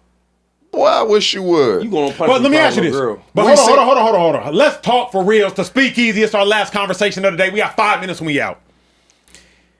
Either way, 2-5, T, you going to have an emotional reaction. I'm either finna go to the casino, get rich. I'm finna go to the bar, get drunk. I'm finna go to the club, get lit. Or I'm finna go home and get sad. All of which are emotions. So, like, to me, crying... One of them's weak though. No. I'm going out Cause to get something to bring back to the crib. But hold on. What's Straight up. What's more conducive to what's actually healthier? Going to casino, sitting in high limits by yourself. I've been there and just like, Oh, I don't touch high limits. Hit. Going to the bar by yourself and just throwing them back. Going to the club, pulling up a straggler. That. That's your not mind, healthier. Get your mind healthy and get your mind off of it. Why don't you just take a trip though? Go out the country. Just take some money. See, y'all go talking with about your- rich Like, what people we and talking shit. about? You Yeah. better cry though. Who you went out the country with your homies? Homies got with your girls. But what? Okay. Say you sad, but you don't cry. That's fair. You can be sad. I mean, you could be if you miss her, yeah, you're gonna be feeling can it. be But, sad. but I'm saying like all this crying stuff is like, what are we talking about? You sitting with tears and all that? Like what? But if you The sad, crying don't make it easier. Yeah, like It depend though. It depend on how long you've been in a relationship. If y'all Bro. been it, no, Shady, that matters. If Come on, if you spent 6 years with somebody and you 27 years old, right? You basically, if you spend That's 6 like years with her, that's it's almost like 20, you married. It's almost 25% like of you your married. life. Yes. Yeah. If you want to shed a couple tears about that, I'm cool with that. shit sounds You've been soft. with a chick. You've been with a chick for less I'm than a not gonna year, cry, and though. y'all break up. who going? That's some soft. That's some I'm not weak. crying. That's some soft. It's- gonna be okay, but let me ask you this: What? is punching a wall harder than crying? That's what I'm saying. Yeah. Who punching a hard wall? What we talking? Because it's anger. Yeah, if you know, you're you get angry- broke up with like you that Does emotion it- is going does to it leave matter? somehow. Does it matter how it ended? It definitely. That's what I It was about to does. get to If next. you got- if cheat- it's if your she cheated fault on and you? she cheated on you, And you cry, that's weak. If she cheated on I you, know If she one cheat thing, on man. you and you cry, that's weak. what's the alternative? You finna go. If it just didn't work out, you really love this girl, and it was y'all just couldn't see eye to eye, something like I that. got a Y'all question, amicably. I think cheating on you is more deserving Yeah, of tears. I'm angry. Now So you wait, got- it ain't but nothing for me to cry Can about. y'all? So wait, real quick though. If y'all had sons though, and they just run around crying like for this, the girl broke up with him. What you saying? How old is he? Yeah, that's That matters, it don't Shady. matter. I'm gonna keep it pushing. He's 16. Keep it I don't know, pushing. he's 16. He's 17. How Keep- 8? He's 20. Whatever number y'all want. He's Son of a- 16. Whatever number you want, my man, to feel comfortable. Your son running around crying and all that. You're bored. After He's allowed six- to cry for a day. He can have Well, a day where he Yeah, Yeah, that's cries. good. He's Because always- you lose a game, you be crying. no, like, he's over 10. He's over 10 years old. So he's like, he's over 10. Yeah, he's over 10. It's 10 you cry. He can cry for one day. 15. I don't want to hear. You don't need you Yeah, curled up nah. in your room Over- under the covers. Because my thing is, like, realistically speaking, that emotion gonna go somewhere. And I don't view anger any healthier than sadness. I don't Definitely view, not. like, if my son goes and like punches a wall. I'm not okay I with don't that. view that any healthier. Like, that's not more manly. No, See, it's but not. to It's me, not. it I should do agree be- with that. How you feel about it? His response should dictate your response to him. How do you feel about it? If it bothers him, then you talk. Oh, you'll be all right. Yeah. You can you're be gonna, sad. You're gonna You go can meet be other sad. people. It's okay to feel sad because you liked crying her, on but it? you're gonna meet other people. you crying For sure, for? you nice looking. You got this. You got this. You're gonna meet other people. Don't even worry. But it's okay to be sad. Boom. And it's okay to cry That's right now. But that's I'm not it. even gonna bring up the crying unless he crying. But like, what's the to me Because if like? he crying, I'm gonna be like, "What you crying for?" And what's the What you difference crying 2-5 for? between sad and crying? Crying's weak, soft. But that's just not. Sometimes crying you can't even help though, Shady. yeah, like somebody die, I'm crying. All right, well, we not talking about that. That's usually kind of what we talking about. But I'm saying if crying is weak and soft, it can't be weak and soft. Bro, somebody In that No, situation. it is. In It that is. Somebody situation. die, you I gonna don't be like crying. Somebody break up with you. But that What? relationship died 2-5. So wait, yeah, you ever cry for a girl? No, not at my big age. But like, Yeah, that's what Ever, I'm saying. ever. yes, Oh shit. have to. Hey, But I'll be I crying though. never have. I never have, but I wouldn't shun somebody for it happening to him. But my thing is, I'm not anti-cry. I'll tell you, on my I'm not birthday, either. I cry every birthday. But it's a glory to God cry. It's a gratitude cry. It's like a I can't believe I'm here cry. It's Yeah. like Thankful, I'm thankful. Yes. All right. I What about the other crying you be Okay, doing? so Shady, let me pose you with this real quick. I ain't doing no crying. So your homeboy's in a toxic relationship, right? Whatever the toxicity is, could be she's putting hands on him, she's cheating on him, she just ain't good, she won't cook, clean, none of that, right? Mm-hmm. And he gets out of the relationship. He had a hard time leaving, but he finally, had the confidence to get out and leave, and he cries. He sounds soft already. Tears of I'm finally free. Break up relationship. That's like He's girl. happy that he's out of that relationship I'm now. finally free is. So you can't cry when if you go happy get or something sad else. now, y'all. That's crazy, man. If you finally free, you smiling like, let's go, let's get up out of here. But and T, what's the difference between crying and smiling? They both emotions. Yeah. Tripping, Like man. one just has a One stereotype. one is like brings What the the mood chat down. say? The other one is like, yeah, let's get out and get it. One brings the mood I down. think- 62% of the chat said it is okay to cry after a breakup. Because it is. We all grew up in different areas. That's why. Man. Yeah. At our big age, if you ain't been together for more than 5 years, I don't think you should be crying. Yo, if I'm crying, my dad look at me like, what you But crying? what if you love her though? That matters. If If you something love you love or Hold up. dies. Nigerians is tough. Your dad let you crying right and all that crying. No, I've seen my dad cry maybe 3 times. I saw my dad cry once. I broke my ankle.